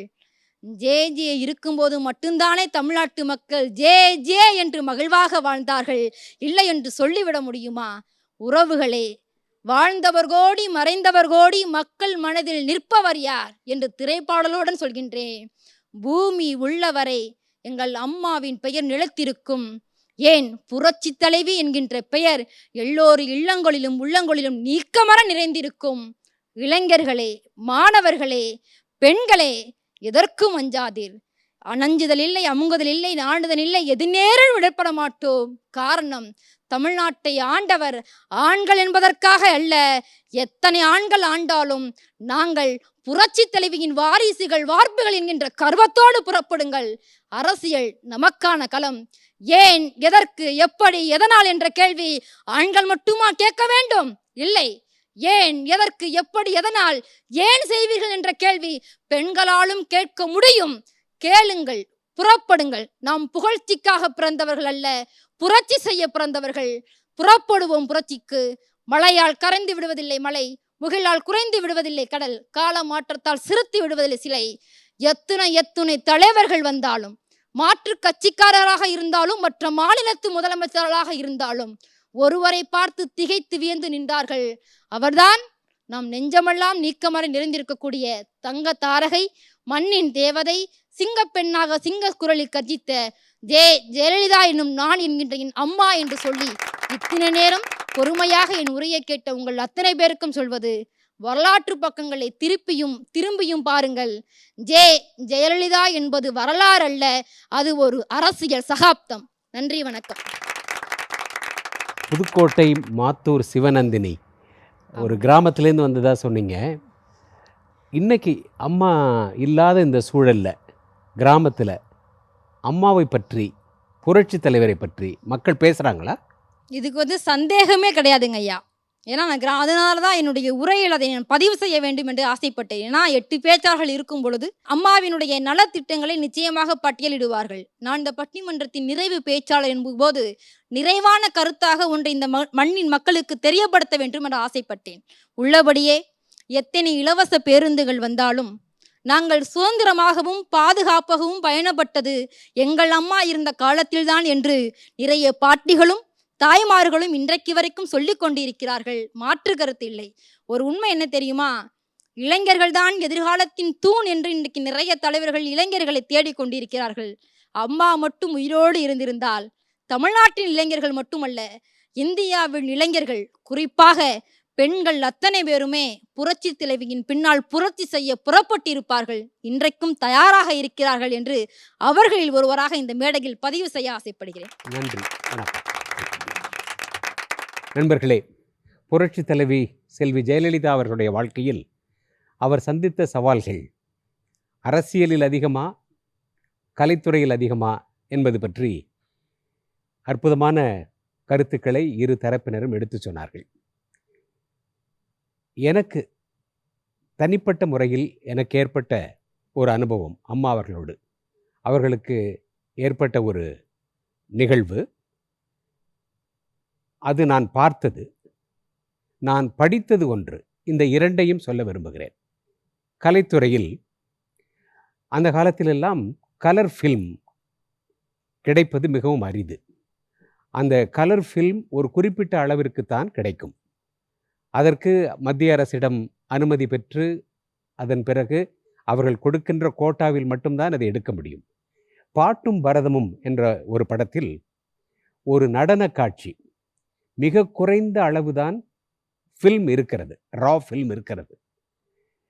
அதில் ரீஷூட் பண்ணுவதற்கோ அல்லது எக்ஸ்டெண்ட் பண்ணுவதற்கோ வாய்ப்பே இல்லை. இருக்கின்ற லெங்க்த்தில், இருக்கின்ற நீளத்தில் அந்த பாடலை எடுத்து முடிக்கணும். இப்படி ஒரு சவால் அவர்களுக்கு. அம்மா நடனம் ஆடணும். அம்மா சொன்னாங்களாம், கவலைப்படாதீங்க, என்ன எக்ஸ்டெண்ட்டுக்கு ஃபில்ம் இருக்கோ அந்த எக்ஸ்டெண்ட்டுக்கு நான் ஒரே டேக்கில் ஆடி தர்றேன் அப்படின்னு சொல்லி அந்த பாடலை ஒரே டேக்கில், ஒரு அற்புதமான பாடலை, நடனத்தை நடித்து கொடுத்தார்கள், ஆடி கொடுத்தார்கள் என்று நான் படித்திருக்கிறேன். இது திரைத்துறையிலிருந்து வந்தவர்களுக்கு இது எவ்வளோ பெரிய சவாலுங்கிறது தெரியும். முதல்ல ஃபில்ம் இல்லை, ரா ஃபில்ம் இல்லைனாலே டென்ஷன் ஆகிடும். எனவே அந்த நேரத்தில் கூட கண நேரமும் அஞ்சாமல் தயங்காமல் சிறு பிழையின்றி அற்புதமாக செய்து கொடுத்தார்கள் என்று நான் படித்தேன். இது நான் படித்தது.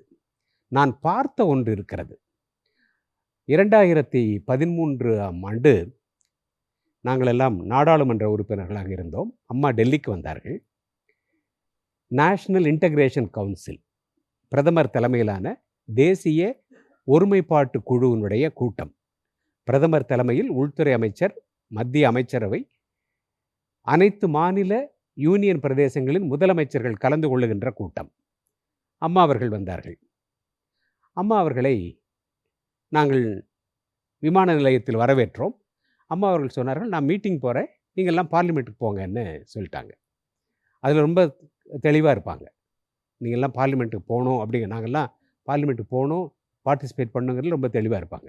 எங்களை பார்லிமெண்ட்டுக்கு அனுப்பிச்சிட்டாங்க. திடுதிப்புன்னு ஒரு பார்லிமெண்ட்டுக்கு போன ஒரு 10 நிமிஷத்தில் அம்மா புறப்பட்டாங்க சென்னைக்கு அப்படின்னு செய்தி வந்தது. நாங்கள்லாம் அலறி அடிச்சுட்டு ஓடணும், என்ன ஆச்சோ அப்படின்ட்டு. அப்போ தான் கேள்விப்பட்டோம், அந்த நேஷ்னல் இன்டகிரேஷன் கவுன்சிலில் பிரைம் மினிஸ்டர் தலைமையில் நடந்த கூட்டத்தில் முதலமைச்சர்கள்லாம் கலந்து கொண்ட பொழுது ஒவ்வொரு மாநிலமும் தன்னுடைய கருத்தை சொல்லுவதற்கு முதலமைச்சர்கள் அழைக்கப்படுவார்கள். அப்படி அழைக்கப்பட்ட பொழுது முதலில் அழைக்கப்பட்டது அம்மா அவர்களை. அழைக்கப்பட்ட உடனேயே நான் இன்னார் இன்ன மாநிலம் என்று அம்மா சொன்னவுடன் மணியை அடித்து, நீங்கள் கொண்டு வந்ததெல்லாம் படிக்க வேண்டாம், பேசலாம் வேண்டாம், அதை சமர்ப்பிச்சிட்டா போதும், ஒவ்வொருத்தரும் ஒவ்வொரு முதலமைச்சரும் அட்டண்டன்ஸ் மாதிரி நான் இந்த மாநிலத்திலிருந்து வந்திருக்கிறேன்னு சொன்னால் போதும் நாங்களாம். உடனே அம்மாவுக்கு வந்தது கோபம். இதுக்கு தான் எங்களை அவ்வளோ தூரத்துலேருந்து கூப்பிட்டீங்களா? என்னுடைய கருத்தை, இந்த தேசத்துக்காக என்னுடைய கருத்தை நான் பதிவு பண்ணுறதுக்காக மணிக்கணக்காக உட்காந்து தயாரித்து படித்து எழுதி டைப் பண்ணி புத்தகமாக்கி எடுத்துகிட்டு வந்திருக்கிறேன். இல்லை நீங்கள் டேபிள் பண்ணால் போதும் அப்படின்னு சொன்னால் எங்களை கூப்பிட வேண்டிய அவசியமே இல்லையே என்று எழுந்து வந்து விட்டார்கள். உடனடியாக சுயமரியாதையை காப்பாற்ற வேண்டும் என்று சொன்னால் அது பிரதமராக இருந்தால் என்ன, ஆண்டவனாகவே இருந்தால் என்ன. எனவே அம்மா அவர்களிடமிருந்து நான் கற்றுக்கொண்டது, அவர்களை ஒரு 15 ஆண்டுகள் பார்த்து பழகி பேசி அவர்களிடமிருந்து நான் கற்றுக்கொண்டது, மனிதனுக்கு மானமும் சுயமரியாதையும் தான் முதல் தேவை. இந்த இரண்டுக்கும் இழுக்கு வருகின்ற நேரத்தில் எதை கண்டும் அஞ்சாமல் எதிர்த்து நிற்க வேண்டும் என்று வாழ்ந்து காட்டிய பெருந்தகை புரட்சி தலைவி அம்மா அவர்கள். அதே போல ஒரு தலைவர் என்றால் அவருடைய முதல் தகுதி என்ன? எம்பத்தி. அடுத்தவர்களுடைய துயரத்தை தன்னுடைய துயரம் போல் நினைப்பது, அடுத்தவருடைய கஷ்டத்தை தன்னுடைய கஷ்டம் போல் நினைப்பது, தன்னை எதற்காக ஒருவர் நாடி வந்திருக்கிறார் என்பதை பார்த்தவுடன் தெரிந்து உதவி செய்வது. இதில் அம்மாவோடு பழகிய எங்கள் எல்லோருக்கும் அனுபவம் உண்டு. சச்சு சொன்னார்,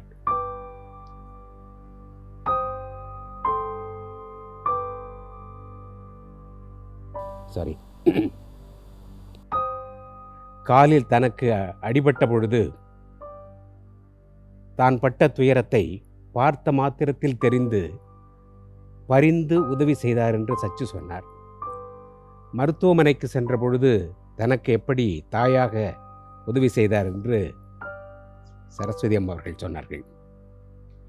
இதை போல நாங்கள் பார்த்தது, நாங்கள் கண்கூடாக பார்த்தது, எத்தனை பேருக்கு படிப்பு, எத்தனை பேருக்கு மருத்துவ செலவு, எத்தனை பேருடைய திருமணம், எத்தனை பேருடைய வாழ்க்கையில் அவர் ஏற்றிய ஒளி விளக்குகள், எத்தனை சாதனைகள். எதையும் எதிர்பார்த்தல்ல, இம்மைக்கு செய்வது மறுமைக்கு ஆமேனும் அறவிலை வாணிகன் ஆயலன் என்று ஆய் என்ற மன்னனை பற்றி சொல்வார்கள். நான் இந்த நேரத்தில் இந்த தர்மத்தை செஞ்சா அடுத்த பிறவியில் ஆண்டவன் எனக்கு கருணை காட்டுவாங்கிறதுக்காக தர்மம் பண்ணுறவன் மன்னன் ஆய் அல்ல அப்படின்னு இலக்கியம் சொல்லும். அதை நான் நேரில் கண்டேன் புரட்சி தலைவி அம்மா அவர்களிடம். காலம் தீர்ப்பிடும்.